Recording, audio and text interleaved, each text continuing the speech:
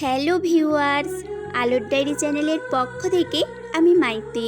প্রতিদিন নতুন নতুন মাফিয়া ও হ্যাকারের গল্প শুনতে চাইলে আমাদের আলোর ডায়েরি চ্যানেলটাকে সাবস্ক্রাইব করে পাশে থাকা বেল আইকনটি বাজিয়ে দেবেন প্লিজ। ধন্যবাদ সবাইকে।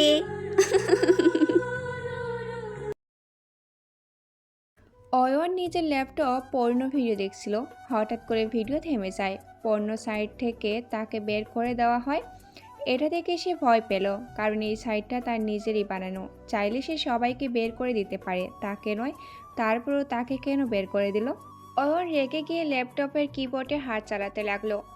একটু আগে যে সাইট থেকে ভিডিও দেখছিল সেই সাইটে আর খুঁজেই পাচ্ছে না সে। হঠাৎ সাইট হারিয়ে যাওয়ার কোনো প্রশ্নই আসে না। অয়ন সাইট খুঁজে না পেয়ে ভয় পেল, কারণ এই সাইটে সে অনেক টাকা ইনভেস্ট করেছিল। দীর্ঘ কয়েক বছর ধরে এই সাইট সে পরিচালনা করছে। এইভাবে যদি সাইট হারিয়ে যায় তাহলে খুব বড় বিপদ। এই সাইটে ইনভেস্ট করার সব টাকা তার চলে যাবে। অয়ন বর্তমান ডার্ক জগতের একটা জনপ্রিয় নাম। মাত্র বছর কয়েক এই জগতে বিচরণ করে নাম কামিয়ে নিতে তার খুব একটা কষ্ট করতে হয়নি। প্রথম দিকে সাদা হ্যাকার মানে হোয়াইট হ্যাকারের মতো কাজ করলেও ধীরে ধীরে লাল হ্যাকার মানে রেড হ্যাকার হয়ে ওঠে। বলা যায় এখনও রেড হ্যাকারের মতোই কাজ করে। হ্যাকার তিন প্রকার: হোয়াইট হ্যাক বা সাদা ক্যাপ্টেন হ্যাকার, যারা সর্বদা দেশ ও জাতির উন্নত আর তাদের তথ্য সংরক্ষণের জন্য কাজ করে। এরা অনেক সময় দেশের জন্য গফর মিশন করে। দ্বিতীয় নম্বরে আছে রেড হ্যাকার বা নাল ক্যাফের হ্যাকার। এরা ভালো কাজ যেমন করে তেমনি খারাপ কাজও করে। কখনো দেশের জন্য কাজ করে, আবার কখনো ভিনদেশীদের জন্যও কাজ করে, কখনো অপরাধ করে, কখনো ভালো কাজ করে, যাদেরকে লাল টুপি পরিহিত হ্যাকার বলা হয়। দ্বিতীয় নম্বরে আছে ব্ল্যাক হ্যাকার বা কালো হ্যাকার।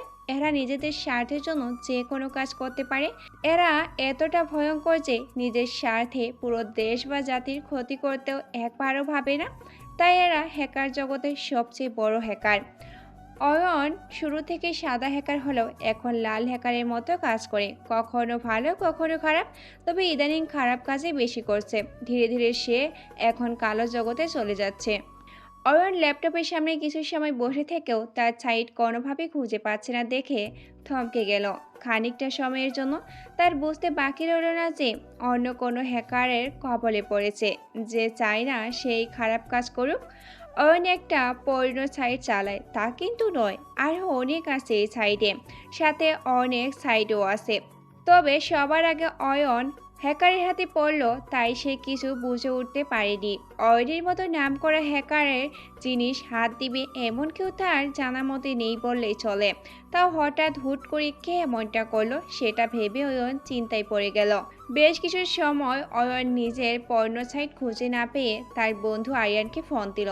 আরিয়ান জানে না অয়ন পর্ণ সাইট চালায়। আরিয়ান ফোন ধরতে অয়ন কাঁপা কাঁপা গলায় বলল, কোথায় তুই?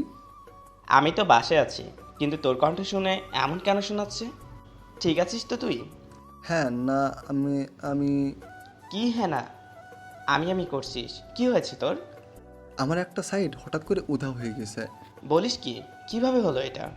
আমি সাইটে কাজ করছিলাম, তখনই আমার ল্যাপটপ স্ক্রিন খানিক সময়ের জন্য থেমে যায়। যখন আমি কি হয়েছে দেখতে কিবোর্ডে হাত লাগাই, তখনই সব কোথায় যেন হারিয়ে যায়। তার মানে কেউ হ্যাক করেছে তোর সাইট? হতে পারে, আমার সেটাই মনে হচ্ছে। এখন কি করে যায় বলতো? তুই বাসায় থাক, আমি আসছি। অয়ন ফোন রেখে দিল। এখন অয়ন আরও ভয় পেয়ে গেছে। আরিয়ান জেনে যাবে সে পর্ণ সাইট চালায়। মান সম্মানের একটা বিষয় আছে। আরিয়ান তার খুব ভালো বন্ধু। এখন যদি সে জানে তাহলে তাদের মধ্যে দূরত্ব সৃষ্টি হতে পারে। অয়ন বসে বসে অপেক্ষা করছে। একটু পর বাইক চড়ে আরিয়ান আসলো। অয়নের বাসা দোতলায়। নিচে সে আরিয়ানের জন্য বসে অপেক্ষা করছিল। আরিয়ান আসতেই অয়ন তাকে নিয়ে সোজা নিজের রুমে চলে যায়। বল কি হয়েছে? আমার সাইট হ্যাক হয়ে গেছে। এই সাইটে আমি অনেক টাকার কাজ করেছি। কি সাইট ওটা? এত কিছু জানতে হবে না, বল কীভাবে কি করব। কোনো ক্লো পাচ্ছি না। ঠিক আছে, আমি দেখি কি হয়েছে। অয়ন চা চাইতেই আরিয়ান বসে পড়ল। অয়নের ল্যাপটপ নিয়ে প্রায় 1 ঘন্টা হয়ে গেল, তার ল্যাপটপ স্ক্রিন অফ হয়ে আছে এখনও।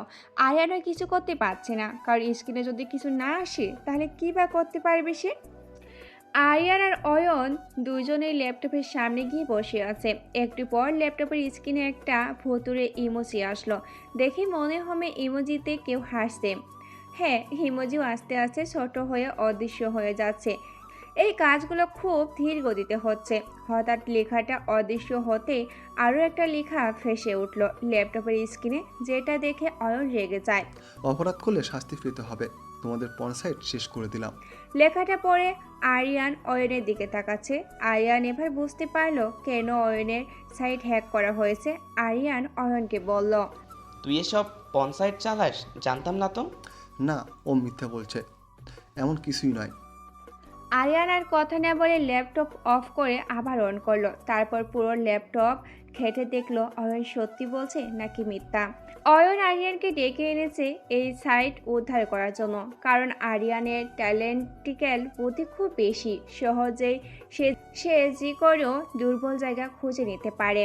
কিন্তু এখানে এসে যে অয়নের মান সম্মানের কথা আসবে, সেটা কালো টাকার লোভে অয়ন কিছু সময়ের জন্য ভুলে গিয়েছিল।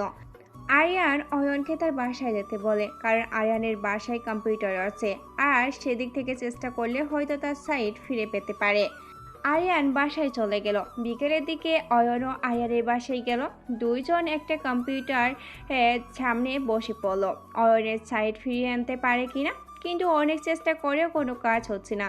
দীর্ঘ 2 ঘন্টার চেষ্টার পরও যখন সাইট ফেরাতে পারল না, তখন তাদের বুঝতে বাকি নেই যে সাইট তারা আর ফিরে পাবে না।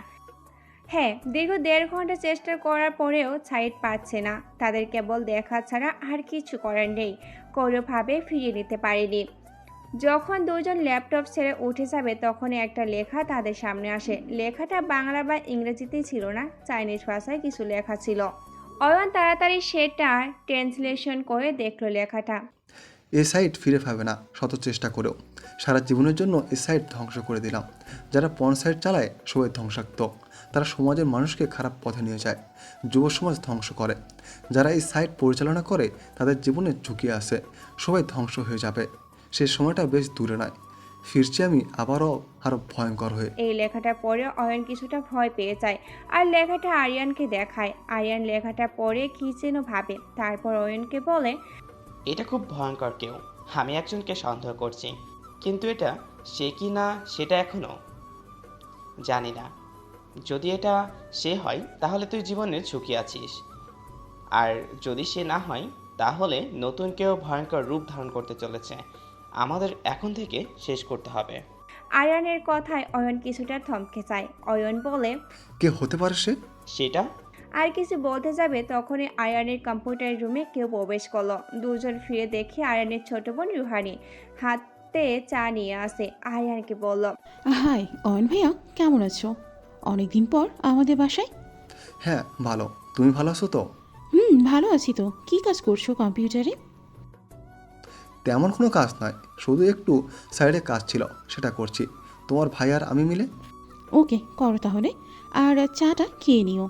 রুহানি চা দিয়ে চলে আসতে যাবে, ঠিক একটু ফিরে দেখলে কম্পিউটার স্ক্রিনে থাকা কিছু চাইনিজ লেখা।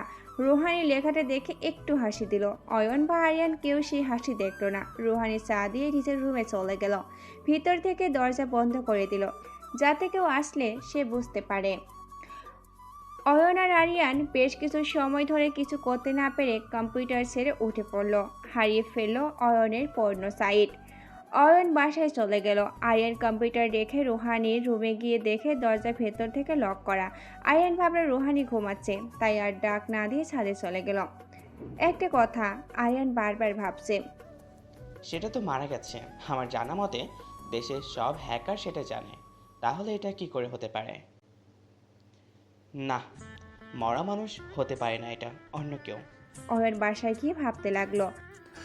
আরিয়ান তো কারোর নাম বলতে চেয়েছিল, কিন্তু বললো না কেন? অয়ন আবার আরিয়ানকে ফোন দিল। আরিয়ান ফোন ধরে কান দিতে অপর পাশ থেকে অয়ন বলল, হ্যাঁ, ভয়ঙ্কর হ্যাকারটা কে হতে পারে? আরিয়ান অয়নের কথায় কিছুটা থমকে গেল। আরিয়ান চুপ থাকায় অয়ন আবার জিজ্ঞাসা করলো। কে সে, বল না। এবার আরিয়ান কিছুটা রাগী গলে পড়ল। আমি জানি না সে কে, তবে এটা জানি সে কাউকে মারার আগে এমন একটা চিঠি বা মেসেজ দিবে। তার ব্যাপারে আমি আর কিছু জানি না। অয়ন ভেবেছিল আরিয়ান হয়তো সে হ্যাকারের নাম বলবে, কিন্তু তা না বলে আরও রাগ দেখালো। ফোন কেটে দিল। ভাবলো অয়ন সব ভুলে যাবে, চুপচাপ হয়ে যাবে। যদি তাতে তার জীবনের ঝুঁকি কমে যায় তাহলে সেটাই ভালো। সবাই চুপচাপ হয়ে গেল।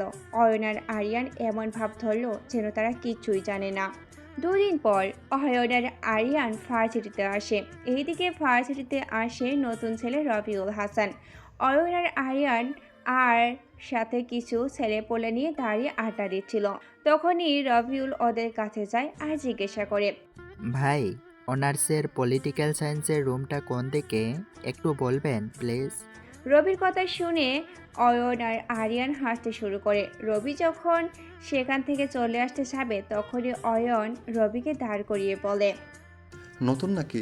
আগে তো দেখিনি। হ্যাঁ নতুন, তাই তো রুমটা চিনি না বলে আপনাদের জিজ্ঞাসা করলাম। বাসা কই? আপনারা মনে হয় বিরক্ত হচ্ছেন। আচ্ছা, আমি অন্য কারো কাছ থেকে জেনে নেব। ধন্যবাদ। আরে বাহ, দেখতে খ্যাত হলেও কথায় স্মার্ট আছে। আপনারা আমাকে অপমান করছেন। কারো গায়ের পোশাক দেখে বিচার করার ক্ষমতা আপনাদের নেই। ওই গোলার নামে কথা বল, সিনিয়র হই তোদের। আচ্ছা, সরি ভাই, আসি আমি। আরে কই যাস? ভাই, ক্লাস আছে, ক্লাস খুঁজতে হবে, তারপর যেতে হবে। আর কিছু সময় পর ক্লাস শুরু হবে। না, তুই আজ কোনো ক্লাস করবি না। যা, ওই দোকান থেকে আমার জন্য চা নিয়ে আয়। দেখুন, আপনারা অযথা আমাকে বিরক্ত করছেন। ওই, তুই যাবি চা আনতে নাকি এখানেই? কথা বলতে না বলতেই আরিয়ান রবির শার্টের কলার ধরে বসে। ইচ্ছা না থাকা সত্ত্বেও রবি তাদের জন্য চা আনতে রাজি হয়ে যায়। রবি চা আনতে চলে যাওয়ার পর আরিয়ান আর অয়ন হাসতে হাসতে বলল, ভালোই মুরগি পাইছি, এবার এটাকে দিয়ে সব করাবো। কিছুটা দূরে হলেও রবি তাদের কথা শুনতে পায়। রবি মনে মনে ভাবে, তবে ভালোই হবে, আমি যত তোদের কাছে থাকবো ততই লাভ আমার। অয়ন আর আরিয়ান হাসতে থাকে। একটু পর রবি চা নিয়ে আসে। অয়ন আর আরিয়ানের হাতে চা দিয়ে চলে যেতে চাইলে অয়ন নিজের পকেট থেকে চায়ের টাকা বাইর করে রবির হাতে ছুঁড়ে মারে আর বলে, এই ফকির, তোর 4 টাকা নিবি না? এই ধর। রবি ফিরে মাটির থেকে টাকাটা তুলে নিয়ে অয়ন আর আরিয়ানের দিকে তাকিয়ে মুচকি হাসি দিয়ে বলল। যাই। হঠাৎ আরিয়ান একটু শক খায়। এই হাসি হয়তো সে আগে কোথাও দেখেছে। অয়ন রবির হাসি দেখে বলল, দেখ, 4 টাকার সাথে কিছু বকশিস পেয়েছে বলে কত খুশি হয়েছে ওই খেয়ারটা। জানিস, এরা হলো টাকার পাগল। টাকা দিবি তো এদের দিয়ে সব কাজ করানো যাবে, সেটা হোক ড্রাগস বা আর্মস। অয়নের কথা শেষ হতে না হতেই আরিয়ান তাকে থামিয়ে দিয়ে বলল, না, এটা হতে পারে না। ওর হাসি হয়তো আগে আমি কোথাও দেখেছি, কিন্তু ওর মুখটা দেখিনি। ওর হাঁটার স্টাইল, হাতে নড়ানোর স্টাইল, এমনকি তার রহস্য হাসি, সব আমার দেখা। কেন যেন চেনা মনে হচ্ছে। ওর থেকে সাবধানে থাকিস। এমনিতেও অপরিচিত কারো ওয়ার্নিং আছে। কে কখন কোন দিকে এসে যায় তার হিসাব নেই। আরিয়ানের কথায় অয়ন কিছুই বুঝলো না। এদিকে রবি একটা মেয়ের সামনে গিয়ে দাঁড়িয়ে যায়। উদ্দেশ্য অনার্সের রুমটা চিনিয়ে নেওয়া। মেয়েটা কিছু সময় রবির দিকে তাকিয়ে রুমটা দেখিয়ে দেয়। রবি রুমে চলে যায়। সবাই ভূত দেখার মতো তাকিয়ে আছে। একটু পর স্যার ক্লাসরুমে আসলে আবারও বের হয়ে যায়। বাইরের দরজার ওপারে কি যেন দেখে আবারও ভিতরে ঢুকে সবাইকে বসতে বলল। সবাই বসে গেল। স্যার বলল, এটা অনার্স প্রথম বর্ষের রুম না? স্যারের কথা শুনে সবাই কিছুটা থমকে গেল আর রবির দিকে তাকিয়ে বলল, হ্যাঁ স্যার। স্যার এবার একদম পিছনে থাকা রবিকে দাঁড়াতে বলো। রবি দাঁড়িয়ে স্যার কি বলে তা শুনতে প্রস্তুতি নিল। হয়তো সবার মতো ছোট লোক খ্যাত বলে অপমান করবে, ঠিক সেটাই হলো। রবি দাঁড়াতেই স্যার জিজ্ঞাসা করলো, এই ছেলেকে তুমি এখানে কি করছো? স্যার, আমি এই ক্লাসের স্টুডেন্ট। এটাই আমার প্রথম দিন, তাই আমাকে আপনি বা এখানে থাকা কেউ চেনে না। রবির কথা শুনে স্যার কিছুটা রেগে গিয়ে বলল, তোমার রুল কত? স্যার, 126। 6টা মাস যাচ্ছে আর তুমি এতদিন পর ভার্সিটিতে আসছো? স্যার, আমি। রবিকে আর কোনো কথা বলতে না দিয়ে স্যার নিজের খাতা দেখে বলল, এখানে 126 বলে কেউ নেই, 125 পর্যন্ত আছে। স্যার, আমি ট্রান্সফার হয়ে আসছি। কাল ট্রান্সফার হয়েছি আর আজ ক্লাস করতে আসছি। ও, তাই তো বলি, এমন খ্যাত মার্কা ছেলে আমাদের ভার্সিটিতে আসলো কিভাবে? স্যারের কথা শুনে রবি মাথাটা নিচু করে ফেললো আর ক্লাসের সবাই হাসাহাসি শুরু করলো। রবি মাথা নিচু করলেও তার কেন জানি এসবে খুব ভালো লাগছে। মনে মনে সে ভাবছে, আজ যদি এমন না হতাম, এই নিষ্ঠুর মানুষগুলো গরিবের সাথে কি করে তা বুঝতেই পারতাম না। রবি মাথা নিচু করে দাঁড়িয়ে আছে। স্যার নিজের মতো রবিকে অপমান করে যাচ্ছে। স্যারের কথা শেষ হলে রবি মাথা নিচু রেখেই বসে পড়ল। এই ভার্সিটিতে সব বড় লোকের ছেলেরা পড়াশুনো করে, পড়াশুনো না টাইম পাস করে, গার্লফ্রেন্ড নিয়ে ঘুরে, বাবার টাকা নষ্ট করতেই আসে। তবে দুই একজন আছে পড়ালেখা করার জন্য। যারা ভালো পড়াশোনা করে তারা কখনো কাউকে অপমান করে না, কাউকে ছোট করে কথা বলে না, সবার সাথে খুব সহজে মিশে যায়। রবি মাথা নিচু করে বসে আছে। স্যার ক্লাস করে যাচ্ছে, স্যারের কথা রবি শুনছে আর মাথা নিচু করে আছে। একদম পিছনের সিটে রবি একা বসে আছে। হঠাৎ ভার্সিটির ভিসি ক্লাসে আসলো। সবাই দাঁড়িয়ে তাকে সম্মান করে, সবার মতো রবিও দাঁড়িয়ে যায়। স্যার সবখানে দেখে একদম পিছনের রবির দিকে তাকিয়ে সবাইকে বসতে বলল। সবাই বসে গেল, স্যার রবিকে দাঁড়াতে বলল। সবাই মুচকি হাসছে, সবার মতো স্যার হয়তো রবিকে অপমান করবে। রবিকে স্যার সামনে আসতে বলে, সে সামনে এলো। স্যার রবিকে দেখিয়ে বলল, হয়তো তোমার অনেকে জানা না ওর নাম। ও হচ্ছে রবিউল হাসান। ও খুব মেধাবী ছাত্র। স্যারের কথার মাঝখানে রবি একটা কাশি দিল। স্যার সাথে সাথে কথা ঘুরিয়ে নিয়ে বলল, রবিউল হাসান আগামীকাল এখানে ট্রান্সফার হয়ে আসছে। তোমরা সবাই ওর সাথে বন্ধুত্ব সুলভ আচরণ করবে। যাই হোক, রবিকে তো তোমরা সবাই চেনো। এখন তোমাদের পরিচয় দেওয়া রবিকে।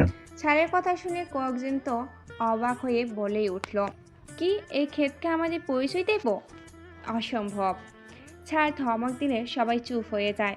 স্যার একপাশ থেকে নাম বলতে বলে, নিজেদের মতো তাদের পরিচয় দেওয়া শুরু করে।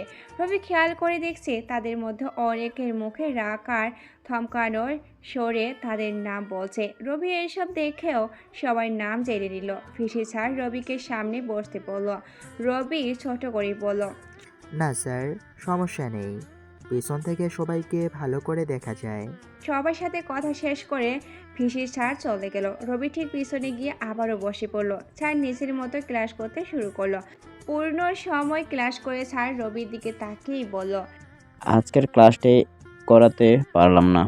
রাগী গলায় এটা বলে স্যার চলে গেল। রবি মাথা নিচু করে পিছনের সিটে বসে আছে আর ভাবছে, যারা শিক্ষা দেয় তারাই যদি ধনী গরিবের মধ্যে পার্থক্য সৃষ্টি করে তাহলে এই জাতি শেষ হয়ে যাবে।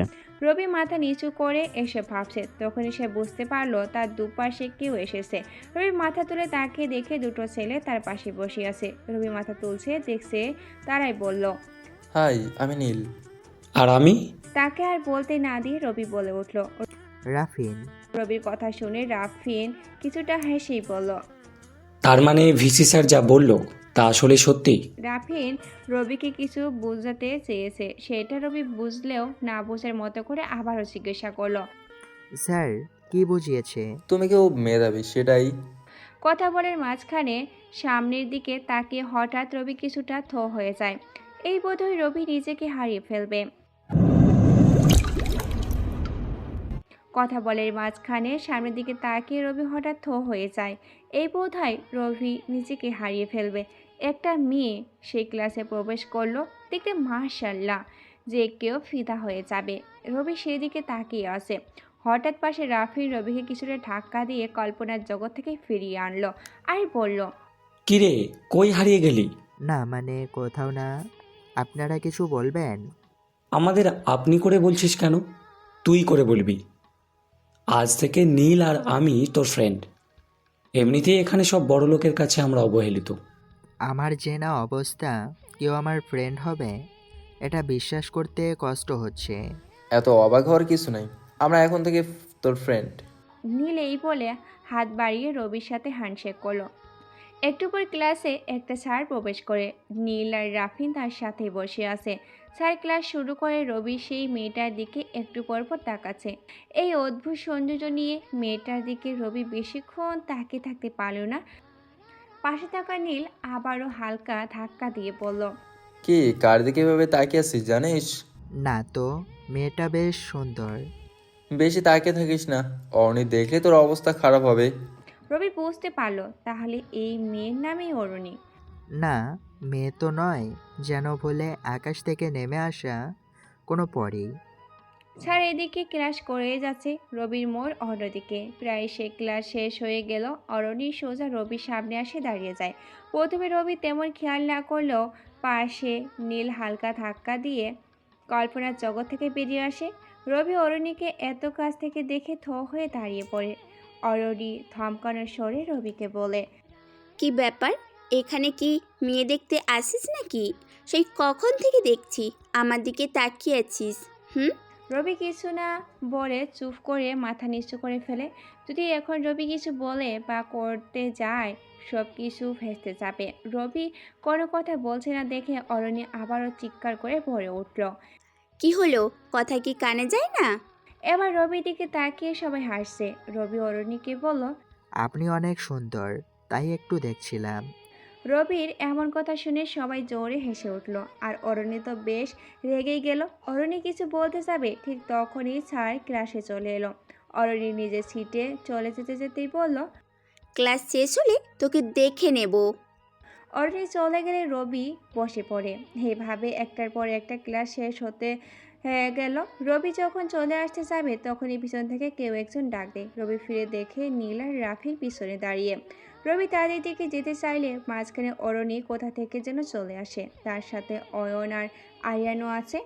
রবি বুঝতার বাকি নেই যে এখানে ঝামেলা হতে পারে। নীল আর রাফিন হয়তো এই জন্য তাকে ডাকছিল। রবি কোনো ঝামেলার পথে চায় না, তাই সোজা উল্টো দিকে ফিরে চলে আসতে যাবে তখনই পিছনে কেউ শার্টের কলার ধরে ফেলে। রবি তখনই পা কাঁপা শুরু হয়ে যায়। না, এটা ভয়ে পা কাঁপা নয়, আত্মরক্ষা বা বিপরীতে কেউ থাকলে তাকে নিবাস করেন। রবির পা কাঁপছে দেখে অরণ্যের সহ সবাই হেসে ওঠে। রবি নিজের অজান্তে অরণ্যের হাসির প্রেমে পড়ে যায়। সে নিজে মুচকি হেসে ওঠে। আর এই হাসি দেখে আরিয়ান আরও ভয় পেয়ে যায়। আরিয়ান মনে করছে এই হাসি কোনো হাইডার মুখে দেখেছিল সে, খুব ভয়ঙ্কর, কিন্তু কোথায় দেখেছে সেটাই মনে পড়ছে না। অরণি রবিকে বলল, বলেছিলাম না, তুই ক্লাস শেষ করে বের হলে তোকে দেখে নেব। তাহলে এখন দেখা শেষ হলে আমি আসি। বাসায় ছোট্ট বোন একা আছে। কেবল আসলাম, বল এভাবে তাকিয়েছিলি কেন? একটা পরী যদি কারোর সামনে থাকে তাহলে কি সে তাকাবে না? নিজের সৌন্দর্য প্রশংসা শুনে অরণি কিছুটা খুশি হলো বটে, কিন্তু কেউ যে তার দিকে তাকালে তাকে মারতে পারলে অরণির আরও ভালো লাগে। অরণি বলল, না, তুই খারাপ নজরে আমার দিকে তাকিয়েছিলি, এখন তার শাস্তি তুই পাবি।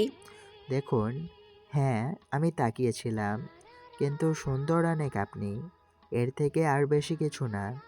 আর সরি, আসলে তাকানোটাই আমার ভুল হয়েছে। এই বলে রবি চলে আসতে যাবে তখনই আরিয়ান রবিকে ঘুরিয়ে খুশি মারতে যাবে, ঠিক তখনই অরিয়ানি তার হাত ধরে ফেলো আর আরিয়ানকে বলল। বাদ দাও, আজকে ভালো লাগছে না। তারপর রবিকে বলল, শোন, আর কখনো যদি আমার দিকে তাকিয়ে থাকিস তাহলে তোর পা হাত ভেঙে দেব।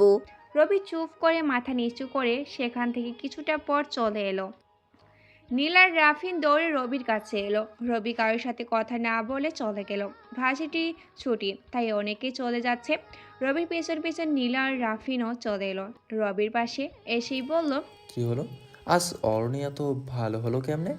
রবি নীলের কথা কোনো জবাব না দিয়ে নিজের মতো হাঁটতে লাগলো। রাফিন বলল, তোর বাসা এখান থেকে কতটুকু দূরে?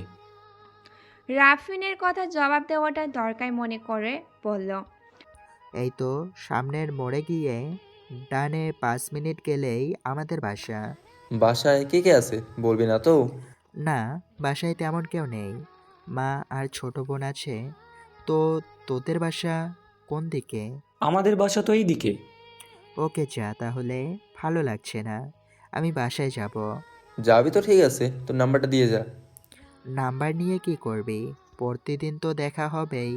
আরে লাগবে, আর মেয়েদের মতো তোর নাম্বার দিতে সমস্যা কই? আচ্ছা নে। রবি নিজের নাম্বার দিল তাদের। দুইজন চলে গেল। রবিও নিজের বাসায় চলে এলো। কলিং বেল দিতেই ছোট্ট বোন হ্যাপি এসে দরজা খুলে দিল। রবি ভার্সিটিতে যাওয়ার সময় হ্যাপি রবিকে দেখেনি।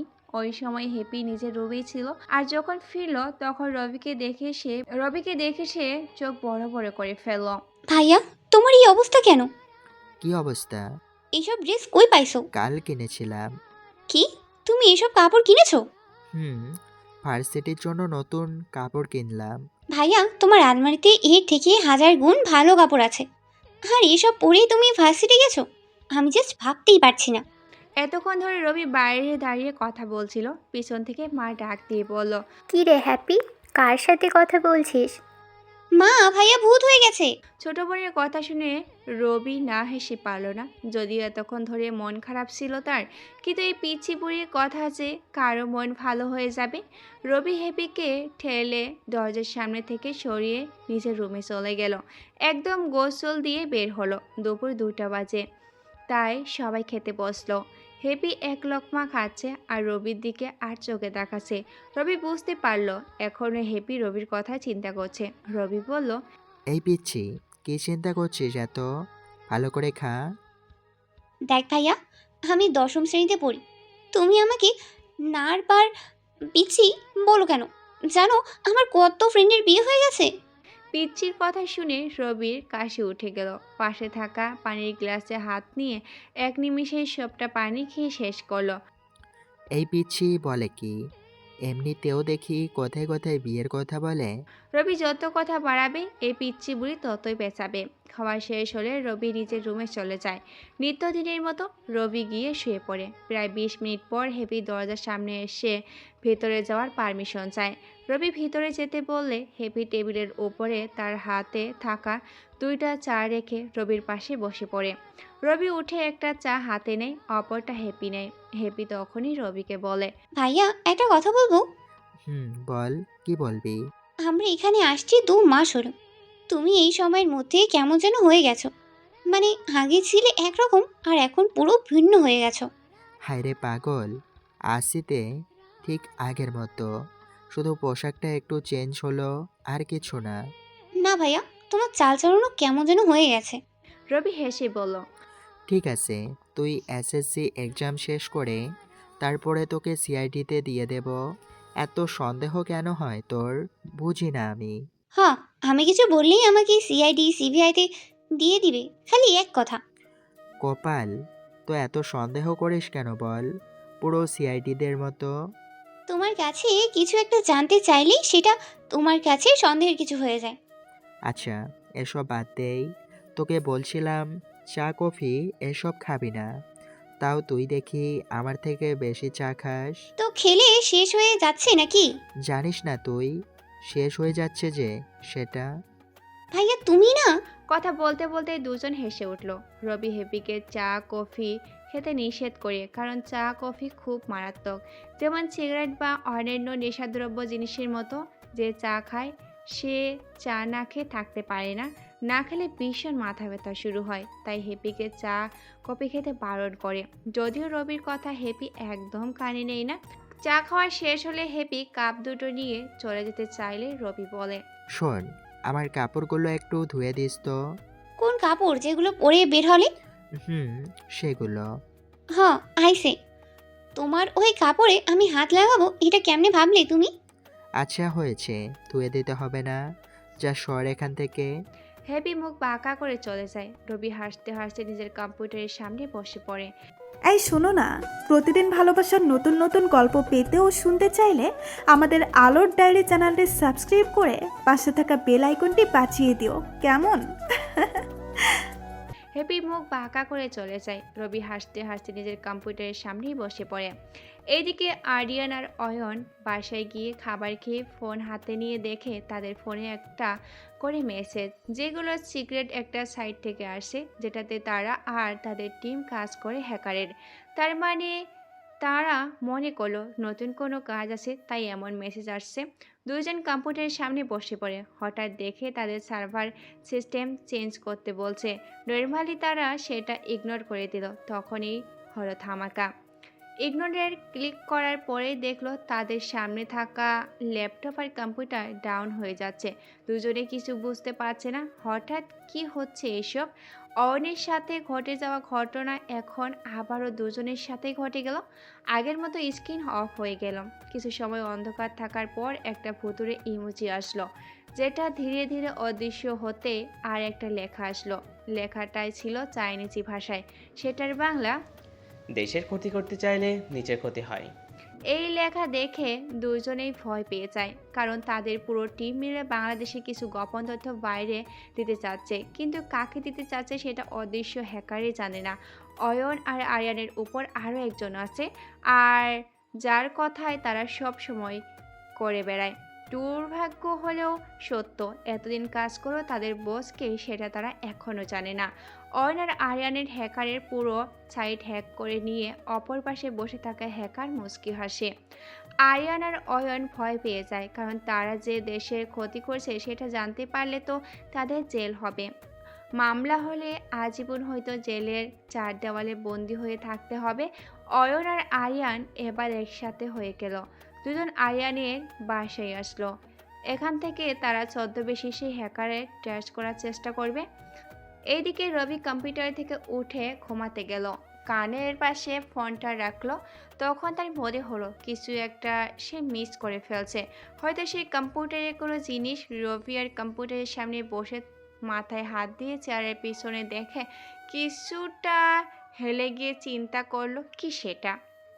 হঠাৎ তার কিবোর্ডের পাশে চোখ গেল, যেখানে তার একটা পেন ড্রাইভ ছিল। সেটা এখন নেই। রবির ঘরে তো মার ছোট বোন ছাড়া কেউ নেই। মা এমনিতেই এই ঘরে আসে না, ঘর গোছানো হ্যাপির কাজ। তাই রবি চিন্তা করছে কোথায় গেল পেন ড্রাইভ। রবি ততক্ষণে হ্যাপিকে ডাক দিল। প্রথম ডাকে কোনো সারা শব্দ পায়নি, তাই রবি আবারও ডাক দিতে হ্যাপি এসে হাজির। এত রাগী হয়ে ডাকলো যে হ্যাপি দরজার কাছে এসে কাঁপতে শুরু করলো। রবি হ্যাপিকে দরজার পাশে দেখে ভিতরে আসতে বলল। ভাইয়া, কি হয়েছে? এভাবে ডাকছো কেন? সকালে আমি বের হওয়ার পরে আমার রুমে কে আসছে? বাসায় তো কেউ আসেনি, আর তোমার রুমে আমি ছাড়া তো কেউ আসে না। তাহলে তুই এসেছিস সকালে? হ্যাঁ, তুমি এলোমেলো করিয়ে সব কিছু বের হয়ে গেছে, তাই আমি এসে গুছিয়ে চলে গেলাম। এখান থেকে কোনো প্যান ড্রাইভ নিছিস? এটার জন্য তুমি এভাবে চিল্লাচ্ছ? নিছিস কিনা তাই বল। হ্যাঁ, ওটা তোমার কিবোর্ডের পাশেই ছিল। আমি ভাবলাম হয়তো তুমি ভুলে সেখানে রেখে গেছো, তাই ওটা তোমার বিছানার বালিশের নিচে রাখলাম। হ্যাপির কথা শুনে রবি কিছুটা স্বস্তি পেল। এই পেন ড্রাইভে অনেক গুরুত্বপূর্ণ তথ্য আছে। যদি ভুলেও এটা খারাপ কারো হাতে পড়ে তাহলে অনেক বিপদ হতে পারে। যদিও পেন ড্রাইভে একটা কোড দেওয়া আছে, কিন্তু সেটা ভেঙে ফেলে ভেতরের তথ্য দেখা তেমনটা কঠিন কাজ নয়। রবি কম্পিউটারের সামনে থেকে উঠে বিছনা থেকে পেন ড্রাইভটা হাতে নেয়। হ্যাপিকে বলে, আচ্ছা, আমার জিনিস যেটা যেখানে থাকে সেখানেই রাখবি। তাই বলে এত চিৎকার করবে? বেশি হয়ে গেল নাকি? যদিও হাসির জন্য কথাটা বলেছিল, কিন্তু হ্যাপি রাগ করে চলে গেল। রবি পিছন থেকে অনেক ডাকলো, কিন্তু শুনলো না। কি আর করার, রবি আবারও শুয়ে পড়ে। তিনি একটু ঘুমালে রাত জেগে কাজ করা যায়। এইদিকে আরিয়ান আর অয়ন কম্পিউটারের সামনে বসে অদৃশ্য হ্যাকারকে খোঁজার চেষ্টা করলো। কিবোর্ড যত তাড়াতাড়ি সম্ভব হাত চালাতে লাগলো। অনেক চেষ্টা করে একটা অ্যাক্সেস নিতে পারছে না তারা। সেটাতে একটা কোড খুঁজছে অয়ন। নিমিষে সেই কোডটা ভেঙে ফেলল। দুইজন দুইজনের দিকে তাকিয়ে একটু হাসলো। কোডটা ভাঙতেই একটা পেজ ওপেন হলো। ওখানে লেখা আছে, মাত্র খেলা শুরু, দেশের তথ্য পাচার করতে গিয়ে তোরা নিজেদের মৃত্যু ডেকে আনলে। দুজন লেখাটা দেখে বুঝতে পারলো তারা এই কোডটা ভাঙতে পেরেছে ঠিকই, কিন্তু সেটা অপর দিকে থাকা অদৃশ্য হ্যাকার চেয়েছে বলে। এবার তারা অদৃশ্য হ্যাকারে খুঁজতে আরও ট্র্যাক করছে। প্রথমে তারা অদৃশ্য হ্যাকারকে হতে পারে সেটা চিন্তা করলো। তাদের শত্রুপক্ষে থাকা সবার লিস্ট চেক করলো। তাদের মধ্যে যে বা যারা আরিয়ান বা অয়নের সাথে বেশি ঝামেলা করে তাদের ল্যাপটপ, কম্পিউটার, এমনকি ফোনও হ্যাক করলো, কিন্তু কোনো লাভ হলো না। তাদের মধ্যে কেউ নেই যে আরিয়ান বা অয়নের সাইট হ্যাক করবে বলে মনে হয়। বেশ কিছু সময় চেষ্টা করেও যখন হ্যাকারকে খুঁজে পেল না, তখন আরিয়ান আরও দুইজন হ্যাকারের সাথে কথা বলল, যাতে এই অদৃশ্য হ্যাকার কে বা কারা জানতে পারে। সবাই সিদ্ধান্ত নিল রাত 2টায় তাদের কাজ করবে। যে এই হ্যাক করেছে তার সব কিছু হ্যাক করবে। চারজনে একসাথে কাজ করলে অবশেষে কিছু পাবে যা দিয়ে হ্যাকারকে চিহ্নিত করা যায়। অয়ন আর আরিয়ান কাজ করছিল। হঠাৎ চাঁদিয়ে এলো আরিয়ানের ছোট বোন রোহানি। অয়নের সাথে কথা বলে রোহানি নিজের রুমে চলে গেল। অয়ন আর আরিয়ান দুইজনে খেয়াল করছে রোহানি যখনই তাদের একসাথে কাজ করতে দেখে তখনই হেসে চলে যায়। আর ইদানিং অয়নের সাথে রোহানি একটু বেশি কথা বলার ট্রাই করে। রোহানি চলে গেল। আরিয়ান আর অয়ন চা খাচ্ছে আর কম্পিউটারে বিভিন্নভাবে ট্রাই করছে ভিক্টিমকে ধরার, কিন্তু ভিক্টিম যে রাঘবওয়াল সেটা তাদের কল্পনার বাইরে। রবি ঘুমাচ্ছে। একদম সন্ধ্যা হয়ে গেল, তখনও ঘুমিয়ে আছে। হঠাৎ গায়ে পানি পড়তে বিছানা থেকে লাফ দিয়ে উঠল। ভাবছে পানি এলো কোথা থেকে। সামনে তাকিয়ে দেখে হ্যাপি দাঁড়িয়ে আছে হাতে গ্লাস নিয়ে। রবি পানির গ্লাস আর হ্যাপির হাসি মুখ বুঝতে পারলো এই পানি আকাশ থেকে পড়েনি, বরং ছোট বোন হ্যাপি ইচ্ছা করে ফেলিয়েছে। রবি তাকে বলল, কিরে, তুই আমার এই স্বাদের ঘুম ভাঙলি কেন? ভাইয়া, এটা কি তোমার স্বাদের ঘুম ছিল? স্বাদের ঘুম নয় তো কি, কত সুন্দর একটা। রবি এটুকু বলে থেমে গেল। তখনই হ্যাপি জিজ্ঞাসা করলো, কত সুন্দর কি ভাইয়া? কিছু না, এই ঘুমটা না ভাঙলেও পারতি। খুব বেশি করে ফেলেছি না? আমার কথা আমাকে বলিস আবার, যা এখান থেকে। হ্যাপি হাসতে হাসতে বলল, যাবই তো। মনে আছে ঘুমানোর আগে আমার সাথে কি করেছো? সেই প্রতিশোধ নিলে এখন পানি ঢেলে। নিলাম তো। বলো কি এত সুন্দর যার কারণে তোমার ঘুম ভেঙে গিয়ে কষ্ট হচ্ছে? তুই এসব বুঝবি না। বলো না, এমন করো কেন? খুব সুন্দর একটা স্বপ্ন দেখছিলাম, আর তুই পানি ঢেলে সেটা শেষ করে দিলি। না, স্বপ্নেই পানি ঢাললি। তো ভাবি কেমন ফুচকা রান্না করতে পারে তো? মানে কি, আমি স্বপ্ন দেখছি বললাম, কোনো মেয়েকে সে স্বপ্নে দেখছি তা বলিনি। আর সোজা ভাবি বানিয়ে দিলি, বুঝলাম না। তোমার সুন্দর রোমান্টিক গল্প কেমন হবে তা আমি ভালোই জানি। কপাল একটু বেশি জানিস তুই। যা এখন এখান থেকে। যাবো, উঠে ফ্রেশ হয়ে এসো, নাস্তা করবে। হ্যাঁ, যা, আসছি। হ্যাপি চলে গেল। রবি ফ্রেশ হয়ে বের হয়ে সোজা নাস্তা করতে চলে যায়। মা পাশে বসে আছে। রবি বলল, মা, তোমার মেয়ে অনেক পেকে গেছে, বিয়ে দিতে হবে। রবি কথা শেষ করতে না করতে হ্যাপি বলে উঠল, হ্যাঁ, খালি বিয়ে করতে মন চায়। মা কিছুটা দূরে বসেছিল, তাই হ্যাপির কথা শুনতে পায়নি। রবি ঠিকই শুনতে পেয়েছে, তাই রবি হ্যাপিকে বলল, কি বললি তুই? না মানে বই বই পড়তে মন চায়, মানে পড়াশোনা করতে। বিয়ে না তো, তুমি খালি বেশি শোনো। এখন রবি কিছু বলে সেটা আর মায়ের বিশ্বাস হবে না, কারণ হ্যাপির কথা মা বেশি বিশ্বাস করে। হ্যাপি এমন ফাজলামি করে তাও কেউ কিছু বলে না, কারণ সবার ছোট বোন, আর তাই সবার আদর আর আশকারাবি মাথায় উঠে গেছে। আর সবাই ছোট বলে কেউ কিছু বলে না, যদিও একটু কিছু বলে তো সারাদিন খাবার বন্ধ চুপচাপ কান্না করে যাবে, এই কারণে কেউ কিছু বলে না। নাস্তা করছে রবি। মাকে বলল, মা, তোমার মেয়ে আমার গায়ে পানি ঢেলেছে কেন? জিজ্ঞেস করো। আমি কি জানি, তোরা জানিস ওসব। ওখানে আমাকে জড়িয়ে লাভ নেই। মায়ের কথা শুনে হ্যাপি তো হেসেই যাচ্ছে মিট মিট করে। তখনই রবি বলে উঠল, কিরে, হাসছিস কেন? বল, কেন পানি ঢাললি? সেই 2 ঘন্টা ধরেই রাখছি, তাও ওঠো নাই, তাই পানি দিয়ে ঘুম ভাঙালাম। যদি জানতাম ভাবি ছিল থুকু স্বপ্নে ভাবিকে দেখছো, তাহলে আর এমন করতাম না। খুব বড় হয়ে গেছিস। কথা বলতে বলতে নাস্তা করে রবি নিজের রুমে চলে গেল। ফোন হাতে নিয়ে দেখে কম্পিউটারে 2টা সিগন্যাল দিয়েছে। রবি কম্পিউটারের সামনে বসে পড়ে আর মুচকি হাসে।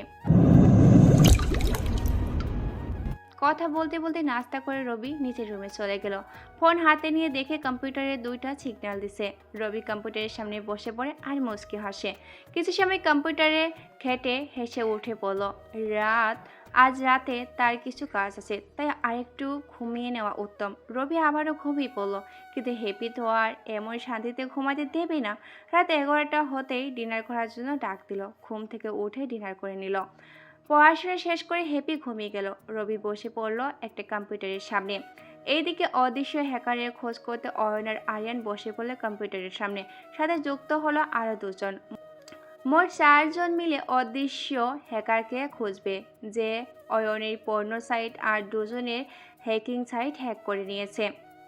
রাত যতই যাচ্ছে অপারেশনের সময় ততই ঘড়িয়ে আছে। রাত 1:30 অয়ন আর আরিয়ান দুজন কম্পিউটারের সামনে বসে সিস্টেম ঠিক আছে কিনা দেখছে। সব কিছু চেক করে দুজন চা খেয়ে নিল যাতে ঘুম না আসে। আর একটু সময় হতে আরও দুজন যোগ হলো। 4 জন মিলে এখন সেই অদৃশ্য হ্যাকারের সিস্টেম হ্যাক করবে।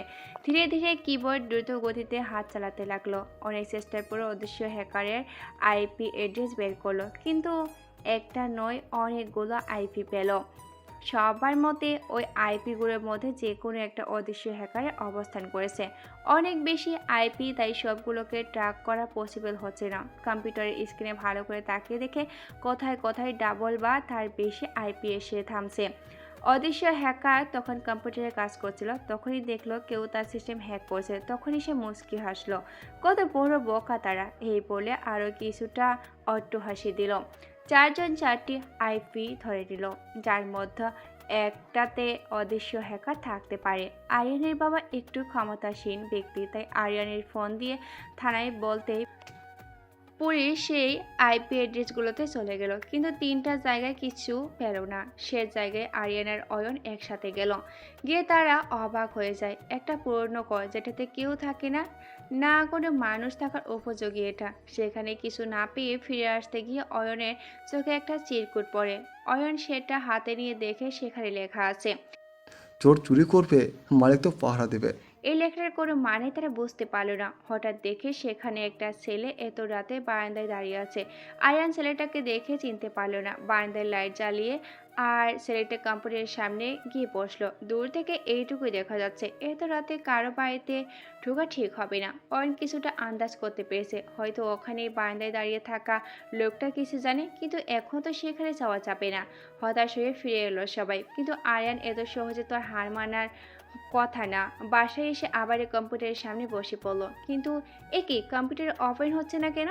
হঠাৎ আরিয়ানের ফোন বেজে উঠলো। ফোন বের করে দেখলো নতুন যে 2টা হ্যাকার নিল তাদের থেকে একজন ফোন করেছে। আরিয়ান ফোন কানে নিল। যার পেছনে আমাদের লেলিয়ে দিয়েছে সে সাধারণ কেউ না, ওর থেকে দূরে থাকাই উত্তম।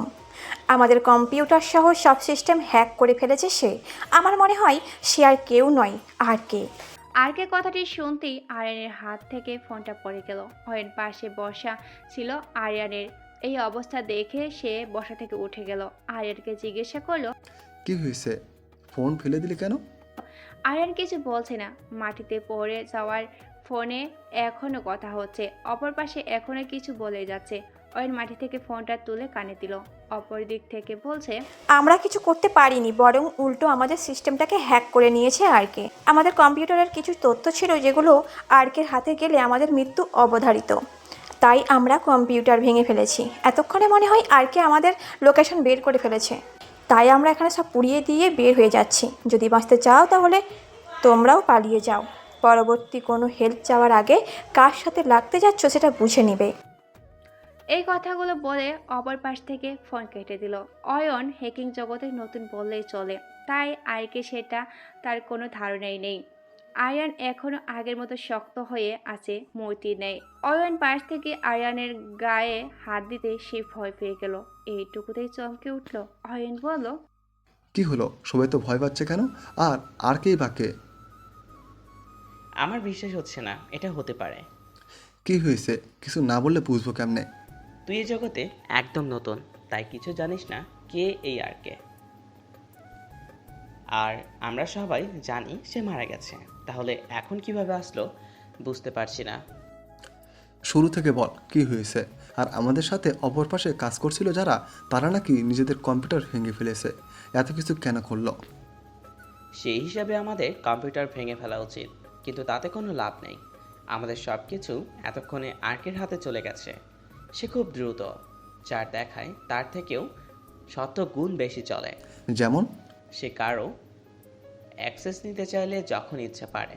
যখন আমাদের কাজ 1% দেখাই, তখন তার কাজ 100%। তাহলে তো আমাদের সব ডাটা তার কাছে চলে গেছে। আমি সেটা শতভাগ শিওর। তাহলে এখন আমাদের কি হবে? তত কিছু জানি না। সে চাইলে আমাদের এক্ষুনি পুলিশে ধরিয়ে দিতে পারে, আবার ক্ষমাও করতে পারে। তবে আমাদের মনে হয় না সে আমাদের ক্ষমা করবে। আমাকে শুরু থেকে একটু বল, আসলে কি করে সে? সবাই এত ভয় পেয়ে কেন? আমাদের কি করা উচিত এখন? শুরু থেকে শোন তাহলে। তখন আমি সদ্য হ্যাকিং জগতে পা রাখি। শুরু থেকে আমাদের কাজ শেখানো হতো সাদা হ্যাকারের মতো, কিন্তু আমাদের টিমের অনেক কাজ শিখে সে কাজের অপব্যবহার করে আমাদের যে কাজ শেখাতো সে কখনো আমাদের সামনে আসেনি। হঠাৎ একদিন নিউজে জানতে পারি বাংলাদেশ ব্যাংক থেকে 200 কোটি টাকারও বেশি হ্যাকাররা হাতে নিয়েছে। তখনই আমরা এই নাম শুনি, পরে সব টাকা ব্যাক করে দেয়। এই আরকে আর ওই ডাকাতির সাথে জড়িত সব হ্যাকারকে পুলিশের কাছে ধরিয়ে দেয়। যারা এই হ্যাকিং করেছিল তারা কম পাওয়ারফুল ছিল না, কিন্তু আরকের কাছে তারা কিছু না। আর আরও দুটো লোক আছে, একজন মাফিয়া আর একজন টপ হ্যাকার। আরকের পরে তার অবস্থান হ্যাকিং জগতে। একজন রাশেদ, সে মাফিয়া, আরকের ডান হাত। অপরজন মাহমুদ, সে হ্যাকিং জগতে আরকের পরে আছে, আর সে হলো আরকের বাম হাত। সবাই এই আরকে নাম শুনছে, কখনো সামনে থেকে কেউ দেখেনি। এখন যদি আরকে আমাদের ডিফেন্স সিস্টেম সত্যি হ্যাক করে তাহলে আমাদের রক্ষা নাই। তাই আমাদের এইখন সবচেয়ে বেশি গুরুত্বপূর্ণ পদক্ষেপ হলো দেশ থেকে পালাতে হবে, নয়তো জেলে কিংবা মাটির নিচে সাদা কাফনে আবদ্ধ হতে হবে। এত ভয়ঙ্কর সে? ওর পুরো নামই বাকি। আর আরকে মানে কি? অনেক ভয়ঙ্কর। সে যখন রেগে যায় তখন নাকি ওর চোখ ভয়ঙ্কর লাল হয়ে যায়। ওর পুরো নাম বা আরকে নামে কেউ জানে না। চল এখন এখান থেকে পালাই, নয়তো থাকলে হয়তো মৃত্যু, নয়তো জেলে থাকতে হবে। চল ভারতে চলে যাই। পাগল নাকি? ভুলেও ওখানে যাওয়া যাবে না। আমাদের দেশের ডাটা চুরি করার প্ল্যান ছিল ভারতের এজেন্টের। এখন যদি ওখানে যাই আর ডাটা দিতে না পারি তাহলে ওখানে আমাদের মেরে ফেলবে, আর আবার তাদের আগে আর্কের লোকে আমাদের শেষ করে দিতে পারে। তাই ভারতে না গিয়ে আমি আমেরিকা চলে যাব। ওখানে বড় দেশ, আমাকে সহজে খুঁজে পাবে না, আর ওখানে আমার আত্মীয় আছে, তাদের সাথে থাকতে পারবো। তাহলে আমার কি হবে? তুইও কোনো দেশের বাইরে চলে যা, ভুলেও ফিরে আসিস না, কারণ আরকে সহজে কিছু ভুলে যায় না। আচ্ছা, তাহলে আমি দুবাই চলে যাব। ওখানে আমার চাচা আছে, তাদের সাথে থাকবো। দুইজন দু দেশে চলে যাওয়ার সিদ্ধান্ত নিল। তাদের অগ্রসরে কম্পিউটারে অটো সিস্টেম হওয়া একটা সফটওয়্যার দিয়ে আরকে সব শুনে ফেলে। এমন ইঁদুরের মতো অবস্থা দেখে আরকে হেসে ওঠে। যা করতে পারবে না তা করলে ভুল তো হবেই, আর সেটা যদি অপরাধ হয় তো শাস্তি পেতেই হবে, আর যদি সেটা রাষ্ট্রবিরোধী হয় তো। এমন ইঁদুরের মতো অবস্থা দেখে আরকে হেসে উঠল। যা করতে পারবি না তাই করলে ভুল তো হবেই, আর সেটা যদি অপরাধ হয় তো শাস্তি পেতেই হবে, আর যদি সেটা রাষ্ট্রবিরোধী হয় তো। সকালে ছোট বোন হ্যাপির ডাকে ঘুম ভেঙে যায় রবির। ঘড়িতে তাকে দেখে 9টা বাজে। রবি আবারও শুয়ে পড়ল। হ্যাপি আবারও ডাকতে শুরু করলো, ভাইয়া উঠ না কেন, কত বেলা হয়েছে। পরে উঠবো, যা এখন ঘুমাতে দে। উঠবে নাকি পানি ঢালবো? আরে যা না, পরে উঠবো, আর একটু ঘুমাই। তোমার সাথে কেউ দেখা করতে আসছে। কে ওটা? ভাবি। তুই যাবি এখান থেকে নাকি যাব না, আগে উঠ, আর না উঠলে লাথি দিবা কেমনে? যা না প্লিজ, ঘুমাতে দে। এটা একটা বড় সমস্যা। যতই না করুক না কেন, হ্যাপি এমন মানবেই না। যতক্ষণ রবিকে ঘুম থেকে তুলতে না পারে ততক্ষণ এভাবে কথা পেঁচিয়েই থাকবে। এক প্রকার বাধ্য হয়ে রবি উঠে গেল। রবিকে উঠে দেখে হ্যাপি তাড়াতাড়ি চলে গেল, নয়তো রবি দৌড়ানো দিবে সেটা ভালোই জানা আছে তার। রবি ফ্রেশ হয়ে নাস্তা করতে চলে এলো। হ্যাপি আগে থেকেই বসা ছিল। যখনই রবি নাস্তা মুখে দিবে তখনই হ্যাপি বলে উঠল, ভাইয়া কাল অনেক রাত পর্যন্ত কম্পিউটারে কি করছো? আমার কথা বাদ দে, তুই কিভাবে দেখলি সেটা বল। না মানে কি, সারা রাত ফোন নিয়েছিলি তাই তো?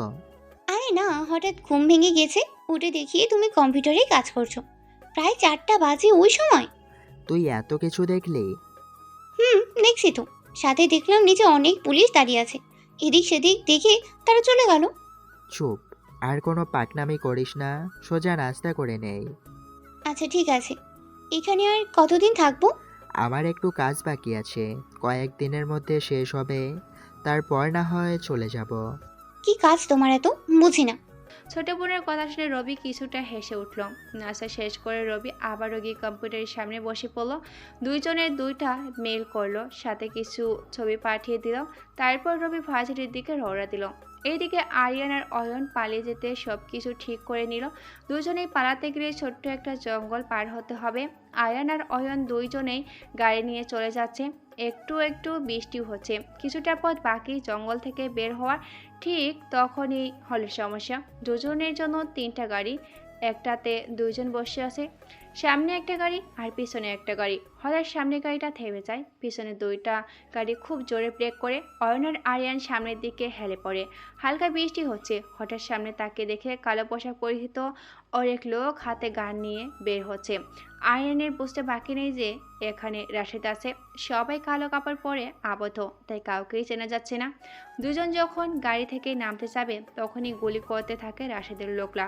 ভয়ে দুজনেই অজ্ঞান হয়ে যায়। রাশেদের ইশারা করলে অয়ন আর আরিয়ানকে তাদের গাড়িতে তুলে রাশেদ একটা গাড়িতে তুলে নেয়। অয়ন আর আরিয়ানের সব লোকেরা দাঁড় করায় সোজা করে। সবাই সামনে রাশেদের লোক গুলি নিয়ে দাঁড়িয়ে থাকে। অয়ন আর আরিয়ানের সব লোক সোজা হয়ে দাঁড়ালে রাশেদ সবাইকে বলে, এখানে কি হয়েছে তা যেন কেউ জানতে না পারে। যখন অয়ন আর আরিয়ানের কথা জিজ্ঞেস করবে তাদের পরিবার, তখন সবাই বলবে তাদের এয়ারপোর্টে দিয়ে এসেছে। যদি একটু এদিক সেদিক হয় তাহলে তোমাদের পরিবার তো আছে। তারপর রাশেদ ইশারা করতে অধরা নামের একটা মেয়ে গাড়ি থেকে ল্যাপটপ নিয়ে এসে আরিয়ান আর অয়নের লোকগুলোকে দেখায়। ওখানে সবার পরিবারের ছবি আছে, আর প্রতিটি পরিবারের দিকে 2জন বন্দুক ধরে আছে। তাদের চেহারা দেখা যাচ্ছে না। সবাই ভয় পেয়ে যায় আর বলে রাশেদ যেমন বলেছে তারা তেমনই করবে। অধরা হলো রাশেদের কাছের একজন। সে একজন হ্যাকিং আর সাপড়ের শুটার। উড়ান্ত পাখি থেকে শুরু করে নিক্ষেপ করা তীরকেও ভালো মতো শ্যুট করতে পারে। এই লেডি শুটার যেন পুরো একটা বাঘিনী। রাশেদ অয়ন আর আরিয়ানকে নিয়ে সোজা একটা গোডাউনে চলে গেল। দুইজনকে একটা রুমে রেখে দিল। তারা এখনো অজ্ঞান হয়ে আছে। এইদিকে রবি ক্লাসে গিয়ে বসে পড়ে। সিম্পল ড্রেস আগের মতোই। ক্লাসের পিছনে গিয়ে বসে। নীল আর রাফিনও রবির সাথে আছে। হঠাৎ স্যার রবিকে দাঁড় করালো। কিছু প্রশ্ন করলো, রবির ঠিক মতো জবাব দিল। তারপর বসে পড়লো। 2টা ক্লাস শেষ হতে ভিসি স্যার আসলো। সবাই দাঁড়িয়ে সম্মান জানালো। স্যার বলল কাল নাকি সবাইকে একটা এক্সাম দিতে হবে, আর এক্সামে যে ভালো নাম্বার পাবে তার নাম ভিসি স্যারের অফিসে স্বর্ণাক্ষরে লেখা হবে। হঠাৎ এমন কথা শুনে সবাই চমকে যায়। এমনকি রবিও এমন কথা শুনে চমকে যায়। এক রাতেই বা কি শিখতে পারবে সবাই। স্যার চলে গেল, কানাকানি শুরু হয়ে যায়। কি বলে গেল সবার মাথার উপর দিয়ে গেল। হঠাৎ রবি চোখ পড়ল সামনের বেঞ্চের দিকে। সেখানে বসে আছে অরণি, যা রবিকে বারবার তাকাতেই বাধ্য করে। রবি অরণির দিকে তাকাতেই সে দেখে ফেলল ভাগ্যের স্যার ক্লাসে চলে আসছিল, নয়তো অরণি এসে রবিকে রাগ ছাড়ত। রবি, নীল আর রাফিন পিছনে বসে, তাই পিছনে আসতে কথা বলে স্যার দেখবে না, এই সুযোগটা কাজে লাগালো রবি আর তার বন্ধুরা। কিরে, এই অরণি মেয়েটা এমন কেন, আর এত অহংকার করে কেন? সে তো অনেক কাহিনী, চল বাইরে গিয়ে বলি। এখানে কথা বললে স্যার আর বাকিদের সমস্যা হবে। ওকে চল তাহলে বাইরে যাই। ক্লাস শেষ হলে এই মেয়ে আবার কি না কি করে হিসেব নেই। রবি, নীল আর রাফিন বাইরে চলে গেল। অরণি রবির চলে যাওয়া দেখে রাগের চোখে তাকিয়ে রইল। অরণির চোখে যেন রবিকে ঘিলে খাবে সেই অবস্থা। 3জন বাইরে গিয়ে একটা বড় ফুল গাছের নিচে বসে পড়ল। তারপর রবি বলল, তো বল মেয়েটা এমন কেন? বড়লোক বাবার মেয়ে বলে কথা, আর সৌন্দর্যের জন্য তাকে কয়েক গুণ বেশি অহংকারী করে তুলছে। আর মেয়েটা এত দেমাগি যে কেউ ওর দিকে তাকালে যতক্ষণ ওই ছেলেকে মারতে পারছে ততক্ষণ তার শান্তি লাগে না। কি বলিস? কাল তো আমাকে কিছু করেনি, বরং আরিয়ান আর অয়ন যখন আমাকে মারতে যাবে তখন অরণি তাদের বাধা দিছে। আমরাও সেটা দেখে বেশ অবাক হলাম। কিভাবে করলো সেটা আমাদের বিশ্বাস হচ্ছে না এখনো। 3জন কথা বলছিল, তখনই সেখানে কার উপস্থিতি বুঝতে পেরে রবি তার দিকে তাকালো। রবি ভূত দেখার মতো চমকে উঠল, কারণ এতক্ষণ ধরে যাকে নিয়ে আলোচনা করছিল সে অরণির সামনে দাঁড়িয়ে আছে। নীল তো অরণিকে দেখা মাত্রই দৌড় দিল। এইদিকে নীলের পালানোতে রবির হাসি পাচ্ছে, অপরদিকে অরণির উপস্থিতিতে ভয় হচ্ছে। মেয়েটা যত সুন্দর তার থেকেও ভয়ঙ্কর। বুকে হাত, রবির দিকে অরণি। রবি আর রাফিন আস্তে আস্তে দাঁড়ালো। নীল তো অনেক আগেই ভেঙে গেছে। রবি অরণির দিকে তাকিয়ে আছে। অরণি কি যেন ইশারা করলো, তখনই রবিনও দৌড়ে পালালো। মাঝখানে একা চিপাই পড়ে গেল রবি। অরণি রবিকে বলল, বসো। জি। একটু অবাক হলো রবি, কারণ এতদিন তো অরণি তুই করে বলতো, কিন্তু আজ হঠাৎ তুমি করে বলছে। একটু তো অবাক হওয়ারই কথা। রবি তখনই ঠায় দাঁড়িয়ে রইল। অরণি আবারও বলল, কি হলো, বসো। জি হ্যাঁ, বসছি। নাম কি তোমার? অরণি, থুকু, রবিউল, রবিউল হাসান। ভয় পাচ্ছ নাকি? হ্যাঁ, না মানে রবি কথা বলা দেখেই অরণি বুঝতে পারলো রবি ভয় পাচ্ছে। ছেলেদের একটাই সমস্যা, কারণ রমণী যদি তার পাশে থাকে তবে সে খুব ভীতু হয়ে যাবে। যদি কোনো পারমাণবিক বোমার সামনেও দাঁড় করিয়ে দেওয়া হয় তবু সাহস নিয়ে দাঁড়িয়ে রবে। কিন্তু নারী তার কথায় নাই বা বলে। রবি ভয় পাওয়া দেখে অরণি সোজা রবির পাশে বসলো। এবার রবি আরও ভয় পেয়ে গেল। না, এটা শান্তি পাওয়ার ভয় নয়। কোনো রমণী যখন পাশে বসে থাকে তখন ছেলেদের যে অবস্থা হয় সেই ভয়। বুকে ধুকফুকানি শব্দ ক্রমশ বাড়ছে। অরণি শান্ত হয়ে মিষ্টি গলে বলল, এত ভয় পাওয়ার কিচ্ছু নেই। আমি বাঘ বা ভাল্লুক কোনোটাই নই। সবাই তো আপনাকে অনেক ভয় পায়। তাই বলে তোমাকেও পেতে হবে নাকি? হ্যাঁ, আমিও আপনাকে অনেক ভয় পাই। আপনি না, তুমি করে বলবে এখন থেকে, ঠিক আছে? একটা কথা বলবো? হুম, বলো, সমস্যা নেই। আপনি এত ভয়ঙ্কর কেন? রবির কথা শুনে অরণি এবার রেগে গেল, বসা থেকে দাঁড়িয়ে পড়লো। ভয়ে রবির ঠোঁট কাঁপতে লাগলো। এই বুঝি কথা শুনিয়ে দেবে, নয়তো চোর থাপ্পড় দিবে। কি ভয় লাগে না? হ্যাঁ, অনেক। তাই ভালো। যদি ভয় পাও তাহলে আমার কথা মতো তো চলবা, আর যদি না আলো তো। না না, চলবো। তাও তোমার এই ভয়ঙ্কর রূপ আমাকে দেখাইও না। বাহ, একসাথে এত পরিবর্তন, এটাই ভালো। আমার কথা মেনে চলবে আর তুমি করেই বলবে, ওকে? হুম। চলো এখন বাদাম খাবো। কি বললে? চলো বাদাম খাবো। কাল তো তাকিয়েছি বলে মারতে চাইলে, আজ বাদাম খেতে যাব, তাও একসাথে কিভাবে? আমি কি ইচ্ছে করে এমন করি নাকি? তাহলে কেন করো? পরে বলবো। চলো তো এখন বাদাম খাবো। ওকে চলো। অরণি আর রবি বাদাম খেতে চলে গেল। দুজনেই বাদাম নিয়ে বসে পড়ল। রবি অরণিকে জিজ্ঞাসা করলো কেন ভার্সিটির সবার সাথে খারাপ আচরণ করে। অরণি আর রবি বাদাম খেতে চলে গেল। দুজনে বাদাম নিয়ে বসে পড়ল। রবি অরণিকে জিজ্ঞাসা করলো কেন ভার্সিটিতে সবার সাথে সে খারাপ আচরণ করে। অরণি কিছু সময় চুপ থেকে বাদাম খেয়ে গেল। রবি আবারও জিজ্ঞাসা করলো, কেন এমন করো? সবাই তোমাকে ভয় পায়, খারাপ বলে, বুঝো তুমি এটা? আমি সব জানি, আমি বুঝি। তবে আজ থেকে আরও কারোর সাথে খারাপ আচরণ করব না। আসলে কি জানো, আমি প্রকৃত অর্থে অহংকারী কিংবা দেমাকি না, কিন্তু পরিস্থিতিতে পড়ে আমাকে এমন থাকতে হয়েছে। কি এমন পরিস্থিতি ছিল যার কারণে সবাই খারাপ বলে? আরিয়ান আর অয়ন, তাদের কারণে আমাকে এমন হতে হয়েছে। ক্লিয়ার করে বলো সব। তাহলে শুরু থেকেই বলি। ওকে। ভার্সিটিতে ভর্তির প্রথম কয়েকদিন পরে জানতে পারি এই পুরো ভার্সিটিটা অয়ন আর আরিয়ানের কথাই চলে। শুনেছিলাম যারা তাদের কথা শুনতো না, অর্থাৎ অয়ন আর আরিয়ানের কথা শুনতো না, তাদের অনেক খারাপ অবস্থা হতো। এমনকি অনেক মেয়েকে প্রপোজ করার পরে তারা যদি রাজি না হয় বলে তাদের মুখে অ্যাসিড মেরেছে এই অয়ন আরিয়ান। তারা যেন এই ভার্সিটিকে তাদের হাতের পুতুল বানিয়ে রাখছিল। আমার বাবারও কিছুটা ক্ষমতা আছে বলেই তারা আমাকে প্রেমের প্রস্তাব দেয় না কিংবা অ্যাসিড মারেনি। তবে তারা আমাকে নিষেধ করেছিল যাতে আমি কোনো ছেলের সাথে না চলাফেরা করি। তারা বলেছিল যদি কোনো ছেলে আমার দিকে তাকিয়ে থাকে কিংবা আমাকে প্রপোজ করে তখন অয়ন আর আরিয়ান দুইজন এবং আমি সহ আরও কয়েকজন মিলে ওই ছেলেটাকে মারব, এবং আমাদের মধ্যে যদি কেউ অন্যরকম কিছু করে তখন তাকেও আমাদের শাস্তি দিতে হবে। এই যেমন ধরো, যদি কেউ ছেলেটাকে না মারে আমারে, তখন আমরা সবাই মিলে, মানে আমাদের টিমে যে ছেলেটাকে মারেনি বা মারতে নিষেধ করতো তাকে মারতাম। বিশ্বাস করো, এসব করার আমার কোনো ইচ্ছে ছিল না।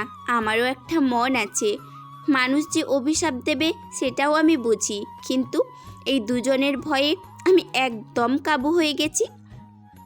বাধ্য হয়ে আমি তাদের সাথে হাত মিলিয়েছি। হ্যাঁতে হ্যাঁ বলেছি, নাতে না বলেছি। তারা যা বলেছি করেছি, তাই নিষেধ করেছে আমি পালন করেছি। ভয় ছিল আমার লাইফের, কখন জানি তারা আমাদের ওপর খেপে গিয়ে আমাকেও অ্যাসিড মেরে দেয়।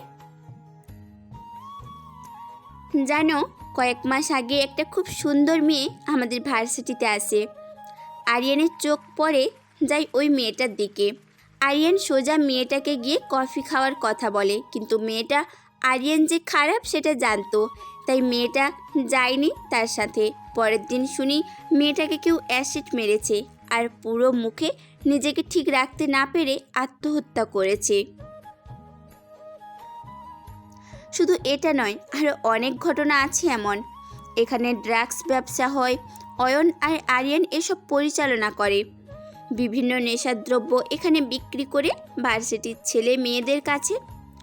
কোনো স্যার তাদের বিরুদ্ধে কিছু বলতে পারে না। তাদের বাবার ক্ষমতা আছে, যদি কোনো একটা মিথ্যে মামলা ঠুকে দিয়ে স্যারদের জেলে পুরে দেয় তখন কি হবে? এই বলে সবাই চুপ হয়ে থাকে। জানো, আজ আমি অনেক খুশি। আজ থেকে হয়তো আর এমন পরিস্থিতি এখানে হবে না। যতদিন একটা মানুষ আছে, অপরাধ করতে সবাই ভয় পাবে। এক নাগারে অরণি কথাগুলো বলে গেল। এবার রবি জিজ্ঞাসা করলো, কোন এমন মানুষ যার কারণে অপরাধী অপরাধ করতে ভয় পায়? এমন একজন আছে যার কথা শুনে মন্ত্রী এমপি সবাই কাঁপে। বড় বড় মাস্তানও তার কথা শুনলে ভয়ে পালায়। তার নাম শুনেছে অনেকে, কেউ তাকে দেখেনি। অনেক গুণগান তো করলে, সে মহান ব্যক্তির নামটা তো বলো। তার নাম তো জানি না, তবে তার একটা উপাধি আছে, সেটা হলো আরকে।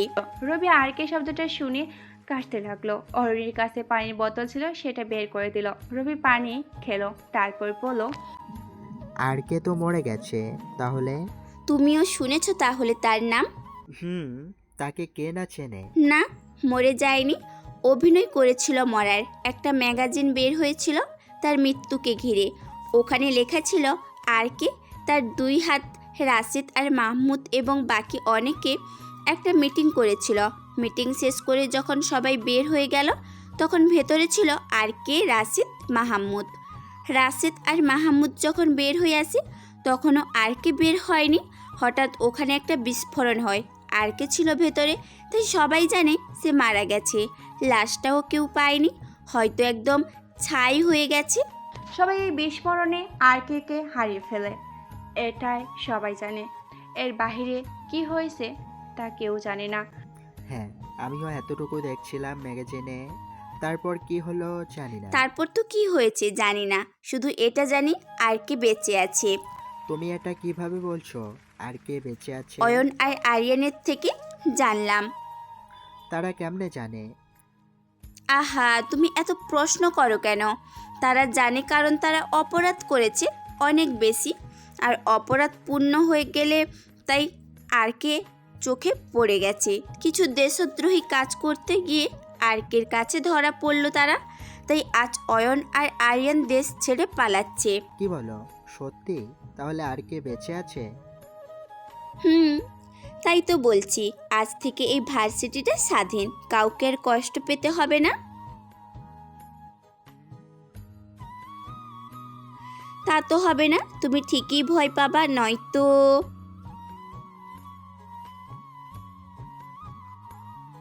রবির এমন কথা শুনে অরণি এবার হেসে দিল। আহা, হাসতে যে মেয়েটাকে এত সুন্দর লাগে তা রবির কল্পনার জগতের বাইরে ছিল। অরণি হাসিই যাচ্ছে। রবি এক পলকে তার দিকে তাকিয়ে আছে। অরণি হাসি থামিয়ে রবিকে বলল, কি হলো? এভাবে কি দেখছো শুনি? এভাবে হাসলে তো যে কেউ তাকিয়ে থাকবে। আমার তাকানো কি অস্বাভাবিক? ও মা, তা না, কিন্তু যেভাবে তাকিয়েছো প্রেমে পড়ে যাব তো। তুমি প্রেমে পড়বে, তাও আমার মতো খ্যাত ছোট লোকের? এটাও কি আমাকে মানতে হবে? প্লিজ এভাবে বলো না। আমি আমার আচরণের জন্য তোমার কাছে ক্ষমা চাই। আমি তো বলেছি এসব আমি কখনো ইচ্ছে করে করিনি। আর না আমার এসব করে কোনো শান্তি হয়, বরং এখানে এসব করি আর বাসায় গিয়ে অনুশোচনা বোধ করি। তাও আমার কিছু করার ছিল না। যদি অয়ন আর আরিয়ান আমার খারাপ কিছু করে? এত ভয় পাও ওদের? খারাপকে সবাই ভয় পায়, আর ভালোকে তো ভালোবাসে। আসলেই তো। আচ্ছা বলো তো, তোমার প্রিয় রং কি? হঠাৎ কি এটা জিজ্ঞেস করলে কেন? না, তেমন কোনো ব্যাপার না, জাস্ট এমনি জিজ্ঞেস করলাম। Navy blue. তোমার? লাল সবুজ। বাহ, দেশপ্রেমী। কপাল এখানে দেশপ্রেমের কি হলো? অনেক কিছু তুমি বুঝবা না। আচ্ছা, আমরা ফ্রেন্ড হতে পারি? আমার কিন্তু তোমাকে সুবিধার মনে হচ্ছে না। এত একটার পর একটা সারপ্রাইজ দিচ্ছ, মনে হচ্ছে আমি ঘুমে স্বপ্ন দেখছি। জি না, কোনো স্বপ্ন না। না মানে আমরা তো ফ্রেন্ড, একই সাথে পড়াশোনা করি। আচ্ছা, বুঝতে পারছি, আর বলতে হবে না। আচ্ছা, অনেক সময় হয়েছে, আর একটা ক্লাস আছে, ওটা করবে না? না, আজ আর ক্লাস করব না। চলো আইসক্রিম খাবো। মানে কি? শোনো মিস, আমি তোমার বয়ফ্রেন্ড না যে বাদাম ফুচকা কিংবা আইসক্রিম খেয়ে গল্প করব। হলেও সমস্যা নেই। কি বললে? বুঝতে পারিনি। আমরা তো ফ্রেন্ড, তাই এসব বয়ফ্রেন্ড হতে হয় নাকি? চলো তো। রবির হাত ধরে টেনে তুলে নিয়ে যাচ্ছে আইসক্রিম খেতে। রবি মনে মনে ভাবছে, একটু আগেই তো বললো বয়ফ্রেন্ড হলেও সমস্যা নেই, আর এখন ফ্রেন্ড বলে নিয়ে যাচ্ছে না। আইসক্রিম খেতে চলে গেল। দুজন বসে আইসক্রিম খাচ্ছে আর গল্প করছে। হঠাৎ রবি বলে উঠল, আচ্ছা, তোমার কি কোনো স্বপ্ন আছে? হুম, স্বপ্ন? আছে। দুইটা স্বপ্ন আছে। কি কি বলো তো? একটা হলো বেশ ক্ষমতা লাভ করা, যার মাধ্যমে আমি খারাপ মানুষের মতো আতঙ্ক হয়ে থাকবো। আর দ্বিতীয়টা কি? সেটা তো অকল্পনীয়, জানি কখনো পূর্ণ হবে না, তাও আমার মানুষ স্বপ্ন থাকে আমারও আছে। তো বলো, তোমার সে স্বপ্ন কি? আমার দ্বিতীয় স্বপ্ন হলো আরকে সামনে থেকে দেখা। রবি এই কথা শুনে আবারও টাক্সি খেলো। এই মেয়ে বলে কি? রবি বলল, সবার অনেক বড় বড় স্বপ্ন আছে, আর তুমি এটাকে তোমার স্বপ্ন বানিয়ে নিলে। আমার মনে হয় সবার এই স্বপ্ন আছে, তারাও আমার মতো জানে কখনো তাদের স্বপ্ন পূর্ণ হবে না, তাও সবাই দেখে যায়, আমিও দেখে যাই। তুমি হয়তো তাকে দেখেছো বা দেখবে, তোমার যেন ইচ্ছে তাকে দেখার। মনে হয় না বিধাতা তোমার ইচ্ছেকে অপূর্ণ রেখেছে বা রাখবে। কি জানি, তারা তো আবার ছদ্মবেশে ধরতে লাইক করে, হয়তো দেখছি, কি জানি, হতে পারে। রবি আর অরুটি কথা বলছে। হঠাৎ রবির ফোন বেজে উঠলো। রবি ফোন বের করে দেখে চিরচেনা একটা নাম্বার, কিন্তু কথা হয় না। এই শোনো না, প্রতিদিন ভালোবাসার নতুন নতুন গল্প পেতে ও শুনতে চাইলে আমাদের আলোর ডায়েরি চ্যানেলটি সাবস্ক্রাইব করে পাশে থাকা বেল আইকনটি বাজিয়ে দিও, কেমন? আবির আর অরুণী কথা বলছে। হঠাৎ রবির ফোন বেজে উঠলো। রবি ফোন বের করে দেখলো চিরচেনা একটা নাম্বার, কিন্তু আর কথা হয় না। রবি অরুণীর পাশে থেকে উঠে গেল, একটু দূরে গিয়ে ফোনটা ধরে কানে দিল। শিকারি শিকার করেছে, কেবল মুরগি বানানো বাকি। আর কিছু বলতে হয়নি, রবি সব বুঝে নিছে। তারপর ফোনটা কেটে দিল। অরুণীর কাছে ফিরে আসতে সে বলল, কে ফোন করেছিল? গার্লফ্রেন্ড নাকি? খ্যাত, ছোট লোকের আবার গার্লফ্রেন্ড? ওই তোকে না বলেছি সরি, তারপরেও এভাবে কথা বলিস কেন শুনি? হুম। আরে বাপরে, রেগে গেলে কেন? তুই খটা দিয়ে কথা বললি কেন? ও এই ব্যাপার, আচ্ছা আর বলবো না। তো বলো, কে ফোন দিছে? রাফিন ফোন দিছে। রাফিন তো এই সময় ক্লাসে। হ্যাঁ, না মানে ক্লাস থেকে ফোন দিছে, কোথায় জিজ্ঞেস করতেছে। ও, তো তুমি কি বললে? না, তেমন কথা হয়নি। আচ্ছা, আমার বাসায় যেতে হবে। এত তাড়াতাড়ি? একটু কাজ আছে বাসায়, তাই যেতে হবে। ওকে, তোমার নাম্বারটা দাও। কেন, আমার নাম্বার নিয়ে কি করবি? আমরা তো ফ্রেন্ড, সো তোমার নাম্বার থাকবে না এটা কেমনে হয়? এত কথা বলো না তো, নাম্বার দাও। রবির কথা শুনে অরণি এবার রেগে গেল। সে বলল। রবি অরণিকে তার নাম্বার দিয়ে বাসায় চলে এলো। কলিং বেল দিতে হ্যাপি এসে দরজা খুলে দিল। রবির কাপড়ের অবস্থা দেখে হ্যাপি এবার চোখ বড় করে তাকাচ্ছে। হ্যাপি কিছু বলতে যাবে তার আগে রবি রুমে চলে গেল। একদম গোসল করে শেষ হয়ে সোজা কম্পিউটারের সামনে এসে বসে পড়ল। কার সাথে কথা বলল প্রায় আধা ঘন্টার মতো। তারপর খাবার খেয়ে পুনরায় রুমে এসে পড়ল। একটু পর হ্যাপি 2 হাতে চা নিয়ে এলো। রবি চায়ের কাপে চুমুক দিচ্ছে আর কম্পিউটারে কিবোর্ডে হাত চালাচ্ছে। পাশে যে হ্যাপি বসে আছে কিছু বলছে সেদিকে রবির কোনো খেয়ালে নেই। হঠাৎ হ্যাপি জোরে চিৎকার করে উঠল, ভাইয়া! এবার রবি কর্ণপাত হলো। বল, চিল্লাচ্ছিস কেন? এতক্ষণ ধরে যে বক বক করেই যাচ্ছি, শুনছো না কেন? আবার বল, কি বলবি? আজব, এতক্ষণ একটা কথাও শোনোনি? দেখতে পাচ্ছিস কাজ করতেছি, তাই শুনি নাই। আবার বল, কি বলবি? থাক, আর বলা লাগবে না। এত বিজি তুমি। আচ্ছা বল, কি বলবি? তুমি যখনই বাইরে যাও এমন খারাপ পোশাক পরে যাও কেন? কিছু কাজ করতেছি, তাই এমন পোশাকে যাই। আর কিছু বলবি? না থাকো, তুমি তোমার কম্পিউটার নিয়ে গেলাম আমি।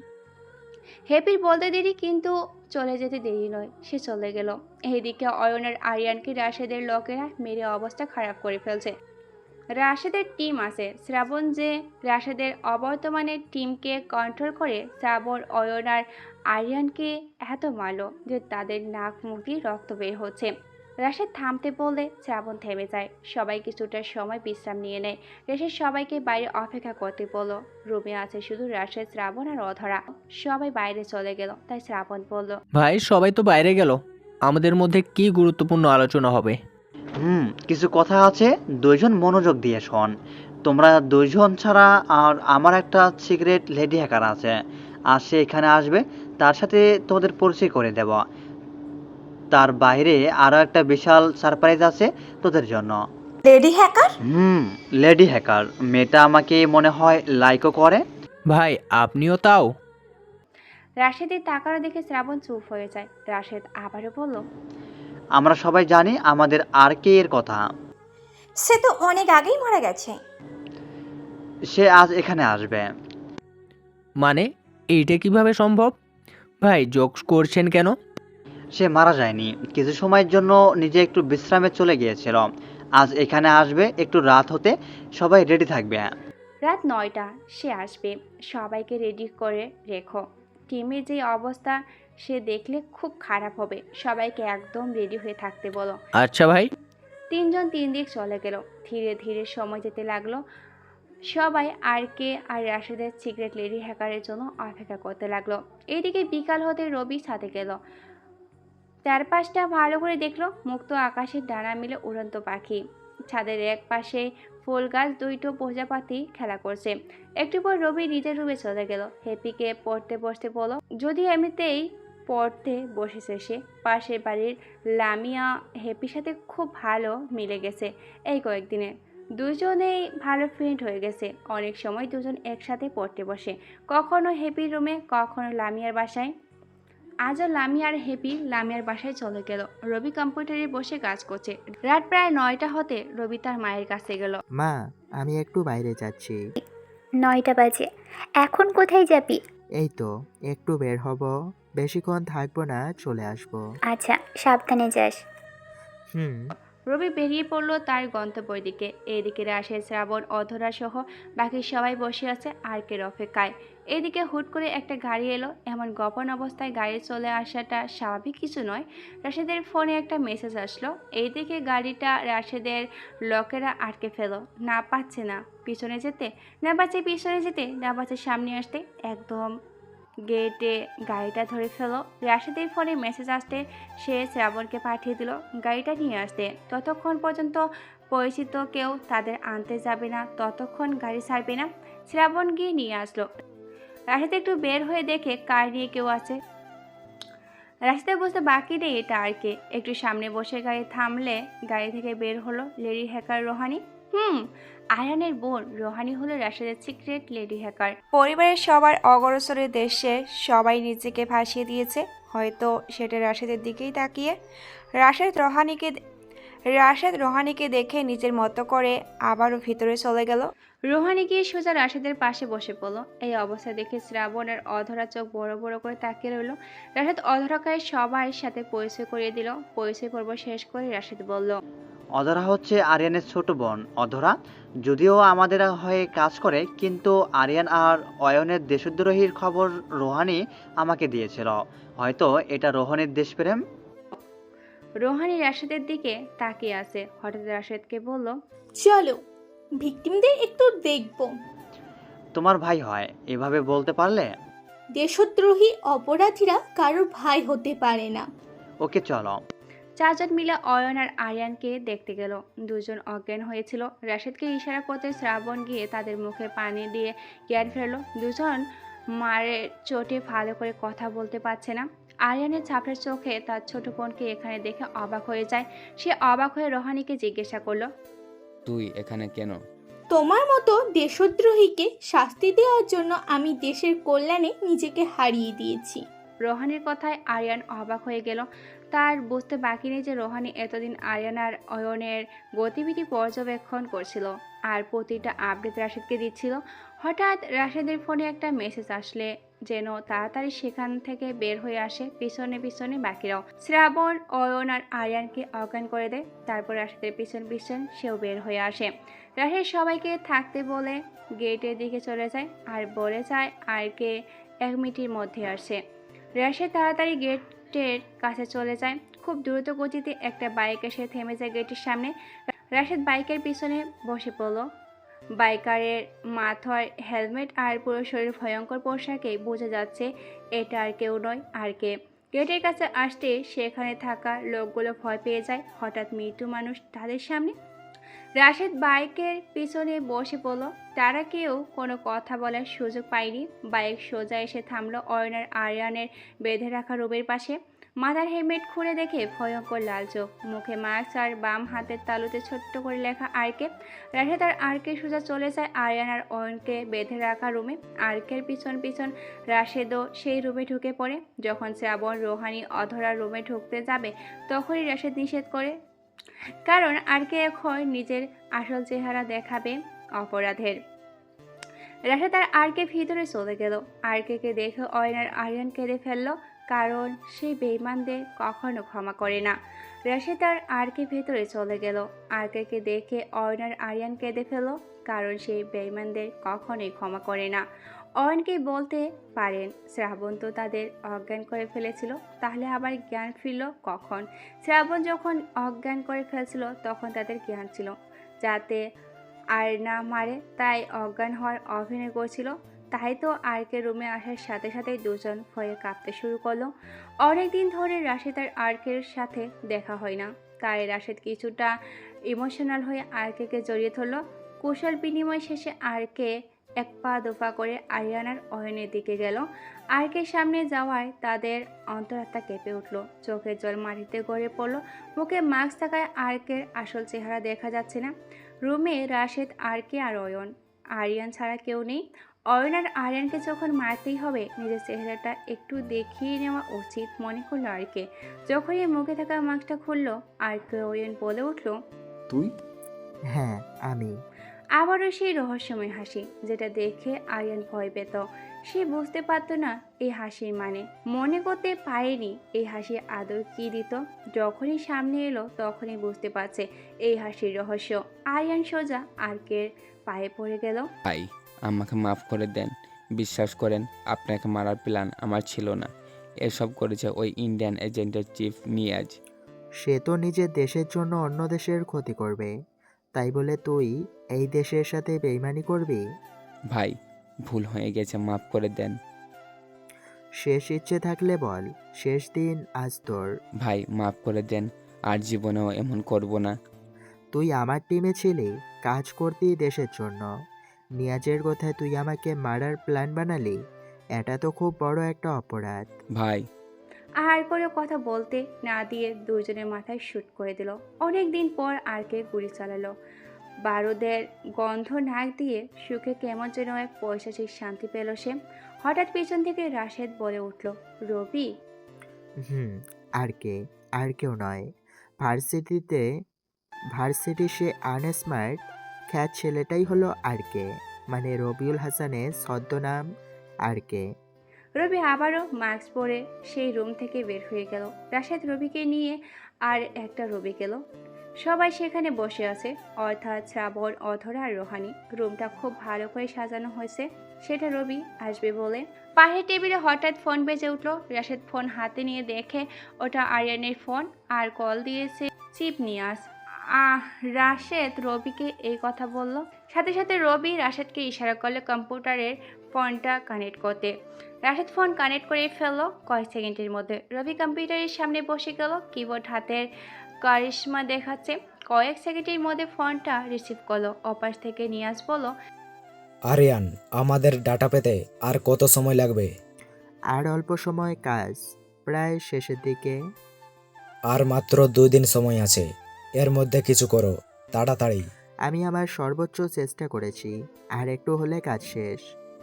তাহলে কালই আমার সাথে দেখা করো। নতুন একটা ক্লু পেয়েছি, ওটা ইমেল বা অন্য উপায়ে সেন্ড করা যাচ্ছে না। কাল এসে দেখে যাও এটা দিয়ে কিছু করতে পারো কি না। ওকে, লোকেশন 88.4.59.565। ওকে, কাল বিকালে দেখা করছি। তারপর ফোন কেটে দিল। হঠাৎ কম্পিউটার স্ক্রিনে রবি কিছু দেখে। তখনই রবি নিজের গান বের করে শ্যুট করে দেয় রোহানির হাঁটুতে। এমন অবস্থায় রাশেদ সহ সবাই ভয় পেয়ে যায়। রোহানিকে শ্যুট করলো কেন, এটাই তার প্রশ্ন।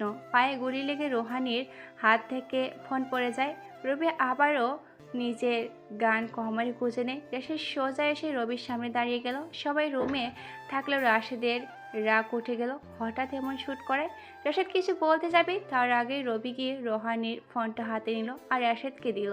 রাশেদের ফোন হাতে নিয়ে কিছুটা সময় দেখে নিজের কমর থেকে গান বের করে রোহানির মাথায় শ্যুট করে দিল। লাশ হয়ে গেল আরও একজন। বাকি 4 জন আছে রুমে। রবি ওরফে আর কে, অধরা, রাশেদ আর শ্রাবণ। শ্রাবণ রাশেদকে জিজ্ঞাসা করলো রোহানিকে শ্যুট করলো কেন। তারপর রাশেদ উত্তর দিল, সেও বেইমান, আর আমাদের ডিসকনারিতে বেইমানের অস্তিত্ব থাকে না। শ্রাবণ আবার বলল, কিছু বুঝলাম না ভাই।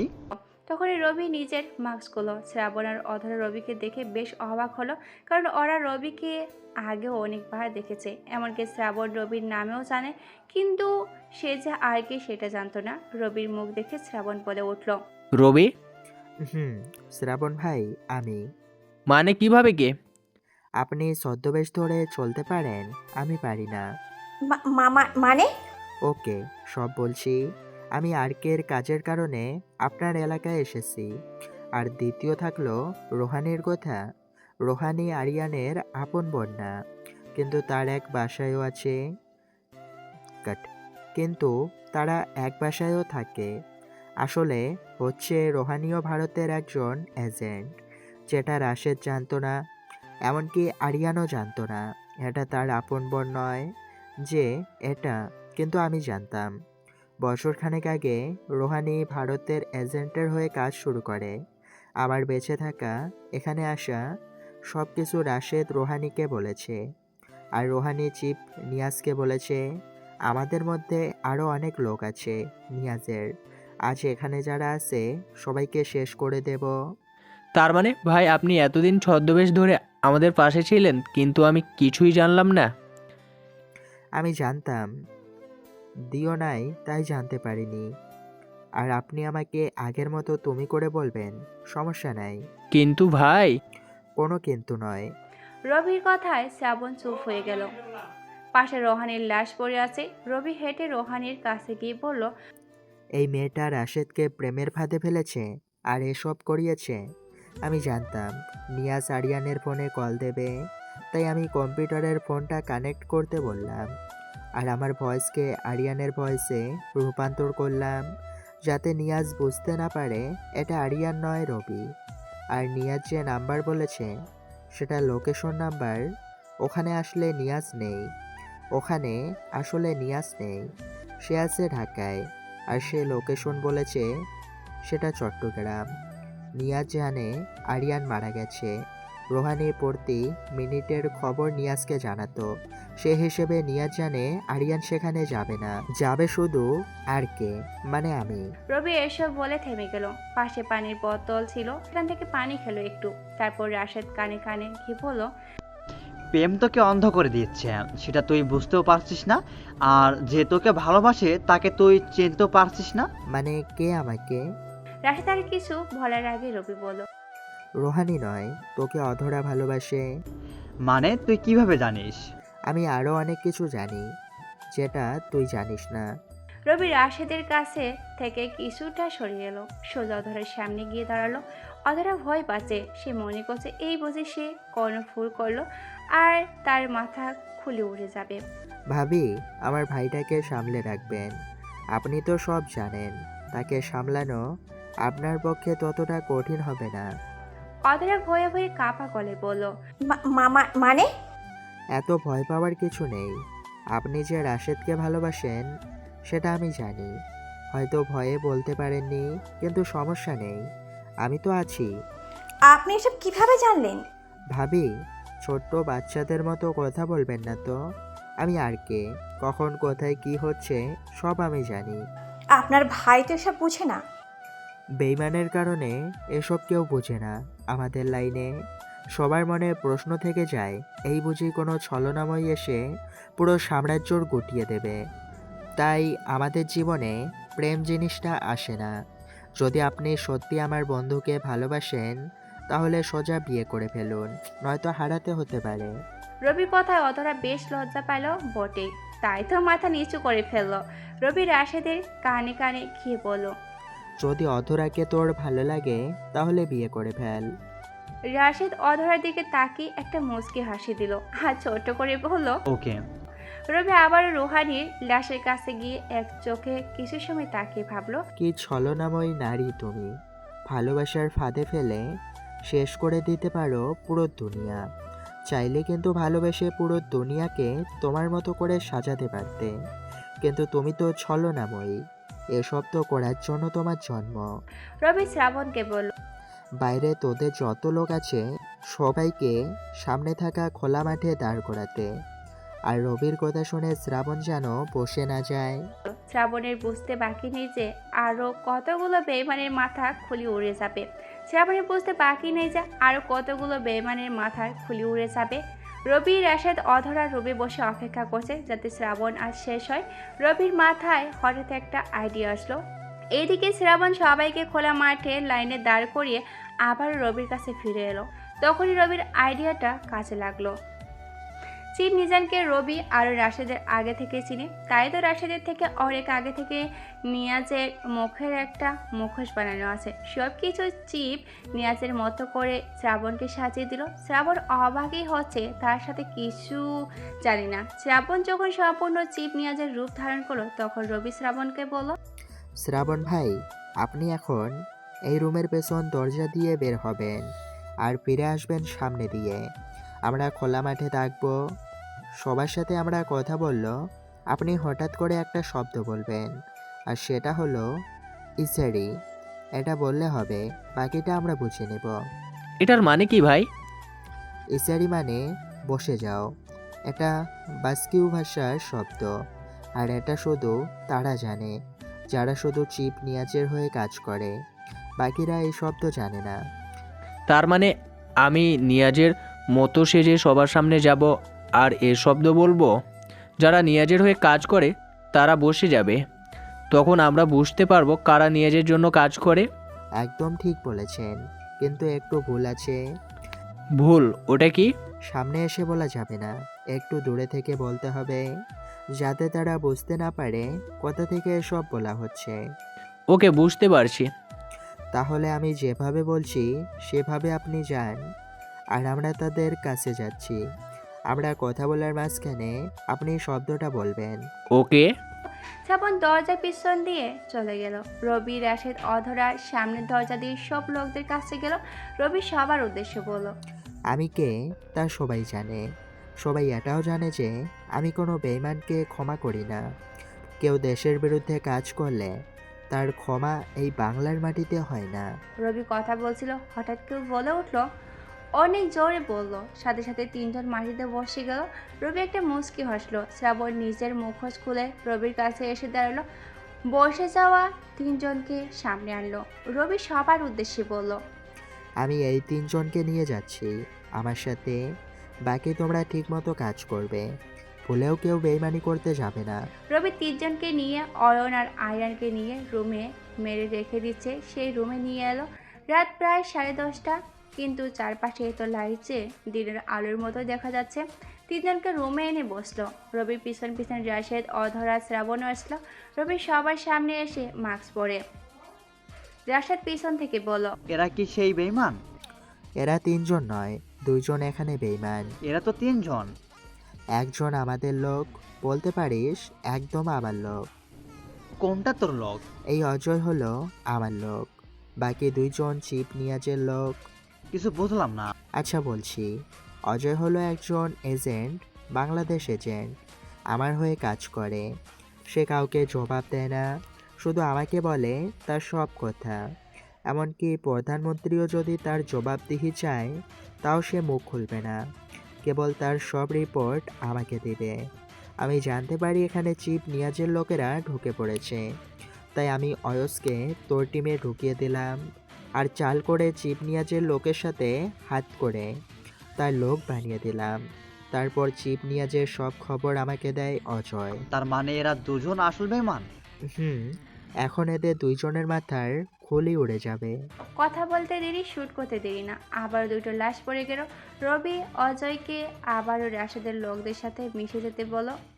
অজয় রবিকে সেলুট দিয়ে চলে গেল।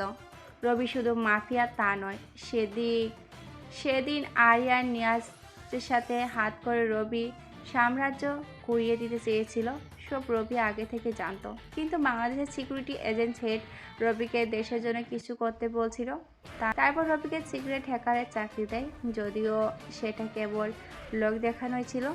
তাই রবি যে আগুনে নিজেকে পুড়িয়ে ফেলা অভিনয় করে, আসলে সেদিন রবি পিছনে থাকা দরজা দিয়ে বের হয়ে গেছিল, যাতে এইসবের পিছনে মূল কার হাত থাকে তা জানতে পারে। রাশেদ পিছন থেকে রবির কাঁধে হাত রাখলো। রবি রাশেদকে বলল, এখনই চিপ নিয়াজের উপর অ্যাটাক করো, আর আসল লোকেশন অজয়ের থেকে জেনে নাও। তারপর রবি সোজা বাসায় চলে এলো। রাত গড়িয়ে 11টা হলো। কলিং বেল চাপ দিতে হেপি এসে দরজা খুলে দিল। হেপি দরজা খুলে বেহুশ হয়ে যাওয়ার মতো অবস্থা, কারণ রবি এখনও আর্কের পোশাকে পরে আছে। মুখে মাস্ক, চেনা যাচ্ছে না রবিকে। হেপি খুব ভয় পাচ্ছে, কারণ আর্কের নাম শুনেছিল আর ম্যাগাজিনে দেখেছিল। কখনো হঠাৎ এভাবে সামনে আসতে পারে তা কল্পনাই ছিল না। হেপির অবস্থা খারাপ দেখে রবি তাড়াতাড়ি নিজের মাস্ক খুলল। রবিকে দেখে এবার বেশ অবাক হলো। হেপি হয়ে কেঁদে দিচ্ছিল, প্রায় চোখের কোণে পানি জমে গেছে। ভাইয়াকে দেখে সে ভয় কেটে গেল, কিন্তু রবি যা আরকে সেটা তার বিশ্বাসই হচ্ছে না। হেপি রবিকে বলল, এত রাত হয়েছে, কেন আসতে? আর এইসব কার পোশাক পরে আসছো? এই পোশাক পরা নিষেধ, জানো না সেটা? আরে বা, আমার বোন তো অনেক বড় হয়ে গেছে, একসাথে অনেক প্রশ্ন করে। হ্যাঁ, বড় হয়েছি। এইসবের মানে কি বলো? রাত হলো, কিছু কাজ ছিল তাই। আর এই পোশাক সবার জন্য নিষিদ্ধ, কিন্তু আমার জন্য নয়, কারণ তোর ভাই আসলে এটাই। মানে তুমি? আমি আর কে। রবির কথা শুনে সাথে সাথে হেপি রবিকে জড়িয়ে ধরলো। সবার মতো হেপিরও ইচ্ছা ছিল আরকে দেখার, কিন্তু সবার মতে সে তো মারা গিয়েছে, তাই হেপিও ছেড়ে দিয়েছে আরকে দেখার ইচ্ছা। আর তার ভাইয়ের আসলে আরকে সেটা কল্পনার জগতের বাইরে ছিল। হেপি দুদিক থেকে খুশি, আরকে দেখার, আর সেটা যে তার ভাই। রবি হেপির মাথায় হাত বুলিয়ে দিয়ে বলল, কখনো ক্ষমতা দেখাবি না, আর আমার পরিচয় কাউকে দিবি না। ওকে ভাইয়া, তুমি বসো, আমি খাবার দিচ্ছি। ওকে, তুই খেয়েছিস? তুমি না খেলে কি আমি খাই? আহা, যা তাহলে খাবার রেডি কর। তারপর হেপি খাবার রেডি করলো, রবি খেয়ে দিল। এইদিকে অজয়ের থেকে চিপ নিয়াজের লোকেশন নিয়ে রাশেদ অনেকগুলো লোক নিয়ে নিয়াজের উদ্দেশ্যে রওনা দিল। হেপি মাকে বলল রবি খাবার খেয়ে ঘুমাচ্ছে, কিন্তু সেটা তো রবি। বোনের সামনে ঘুমাতে গেলেও সামনে যে মিশন আছে সেটা তো আর না করে পারে না। এদিকে হ্যাপি রুমে চলে গেল, অপরদিকে রবি সবার অগরসরে বাসা থেকে বের হয়ে গেল। এদিকে রাশেদ আগে অজয়কে চিপ নিয়াজের আস্তানায় পাঠিয়ে দিল। পেছন পেছন রাশেদ তো আছেই, সাথে আরও লোকের সংখ্যা। নিয়াজ যে লোক পাচ্ছে তাকে সেখানে মেরে দিচ্ছে। এভাবে একের পর এক লোক মেরে সবাই নিয়াজের মূল আস্তানায় চলে গেল। সবাই চারপাশে ঘিরে ধরল। যখনই রাশেদ ভিতরে ঢুকতে যাবে তখনই পিছন থেকে রবি রাশেদের কাঁধে হাত দিল, অবশ্যই মাস্ক পরা অবস্থায়। রাশেদ রবিকে দেখে একটা মুচকি হাসি দিল। রবি আর রাশেদ একসাথে নিয়াজের রুমে ঢুকে পড়লো। নিয়াজ এখনও ঘুমাচ্ছে। রবি গিয়ে একটা চেয়ার নিয়ে বসলো। রাশেদ তার আগে কিছু কাজ করে নিল। নিয়াজ গভীর ঘুমে আচ্ছন্ন। হঠাৎ কারো উপস্থিতি বুঝতে পেরে তার ঘুম ভেঙে গেল। হঠাৎ রুমে আরকে দেখে নিয়াজ বেশ ভয় পেয়ে গেল, কারণ এটা নিয়াজের গোপন আস্তানা, কেউ এখানে আসতে পারে না। নিয়াজ তাড়াতাড়ি উঠে পাশে রাখা গুলি হাতে নিল। রবি নিয়াজের গুলি নেওয়া দেখে একটা মুচকি হাসি দিল। নিয়াজ গুলি ধরে হাসতে হাসতে পড়ল। আজ তাহলে আর কে আমার কাছে ধরা দিল? রবি তখনও হাসছে। আশেপাশে রাশেদ দাঁড়িয়ে আছে। চিপ নিয়াজ গুলি ধরে রবিকে বলল, তোর মুখোশ খোল, দেখি একটু তোকে। রবি বাধ্য মানুষের মতো নিজের চেহারা দেখালো। নিয়াজ হাসতে হাসতে বলল, এই পিচ্ছি তাহলে আর কে? পুরো দুনিয়া কাঁপাচ্ছে। পিচি শব্দটা রবি কখনো নিজের জন্য শুনবে তা ভাবেনি। রবি এবার বেশ হাসি পেল। রবি হাসি দেখে নিয়াজ বলল, আজ তোকে এখানে শেষ করে দেব। চারপাশে আমার লোক, একটা ডাক দিলে সবাই চলে আসবে, তোকে টুকরা টুকরা করে দেবে। রবি এবার চিপ নিয়াজকে বলল। ডাক তাহলে। চিপ নিয়াজ এবার একটু ভয় পেল। সবাইকেই ডাকলো কিন্তু কেউ আসলো না। অবস্থা খারাপ বুঝতে পেরে নিয়াজ রবিকে শ্যুট করে দিল, কিন্তু কি গুলি তো বের হয় না। রবি হাসতে হাসতে বলল, বুলেট রাশেদের হাতে। রাশেদ তার হাতে থাকা বুলেট দেখালো। তার মানে রাশেদ আগেই বুলেটগুলো বের করে নিয়েছিল। রবি গিয়ে নিয়াজের ল্যাপটপ নিয়ে কি যেন করলো। নিয়াজের ফোন অ্যালার্ট আসলো, তার ব্যাংক অ্যাকাউন্ট হ্যাক হয়ে গেছে। রবি হাসতে হাসতে বলল, শুধু তোর অ্যাকাউন্ট নয়, তোর পুরো ভারতের সব ব্যাঙ্ক অ্যাকাউন্ট শেষ করা আমার বাম হাতের কাজ। অন্য দেশের ক্ষতি করাই তোর কাজ, তাই আজ তোর জীবন শেষ। রবি নিয়াজের সাথে কথা বলে সময় নষ্ট করতে চায়নি, তাই শ্যুট করে দিল। নিয়াজের ব্যাংক অ্যাকাউন্ট সব টাকা গরিব মানুষদের ফোনে দিয়ে দিল। রবি একটা মুচকি হাসি দিল। শেষ হলো কিছু দেশদ্রোহী আর অপদার্থ কিছু মানুষ। সবাই চায় আর কে মতো মানুষ কেন বাংলাদেশে একটা হলেও তৈরি হয়। কাজ শেষ করে রবি সবার অগোচরে আবারও বাসায় চলে আসলো। সকালে ঘুম থেকে উঠে ভার্সিটিতে গেল। আজকে কি একটা এক্সাম আছে সেটা স্যার বলেছিল। সবাইকে একটা প্রশ্ন করলো, সেটার উত্তর যে মেলাতে পারবে সেই হবে আজীবন সবার কাছে স্মৃতির মানুষ। সবাইকে ট্রাই করতে দেওয়া হলো, কিন্তু কেউ পারল না। শেষে কেবল অরণি আর রবি বসে আছে। আজ অরণি রবির পাশে বসলো। অরণি গেল কিন্তু সেও পারেনি। সবাই শেষে রবি ছিল। স্যার সবাইকে বলল, তোমাদের মধ্যে কেউ পারেনি, তোমাদের কারোর নাম কেউ মনে থাকবে না। পেছন থেকে রবি দাঁড়িয়ে গেল। স্যার, আমি এখনো করিনি। রবির কথা শুনে সবাই হেসে দিল। এই হাবাগোবা ছেলেটা এই সমস্যার সমাধান করবে? রবির কথা শুনে স্যারও বিরক্তি নিয়ে বলল, তোমার দ্বারা এসব হবে না। রবি বুঝতে পারলো স্যার সবার সামনে তাকে আবারও অপমান করলো। রবি চিন্তা করলো, এই সমস্যার সমাধান যদি রবি করে দেয় তাহলে স্যার তার উপযুক্ত জবাব পেয়ে যাবে। স্যার চলে যেতে চাইলে রবি থামতে বলে। স্যারের টেবিল থেকে কলম নিয়ে 2 মিনিটের মধ্যে রবি এই সমস্যার সমাধান করে দেয়। স্যার অবাক হলো, এত তাড়াতাড়ি শেষ করলো, তাও নির্ভুলভাবে করতে পারলো। সবাই রবির সমাধান বের করাতে অবাক হয়ে যায়। স্যার এবার বুদ্ধি করে আরও একটা সমস্যা দিল রবিকে, কিন্তু সেটাও রবি 3 মিনিটের মাথায় সমাধান করে ফেললো।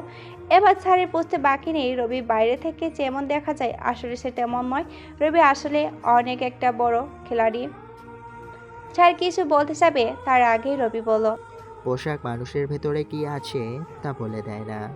স্যারকে কিছু বলতে না দিয়ে রবি সোজা বের হয়ে গেল। রবির পেছনে অরণি বের হয়ে গেল।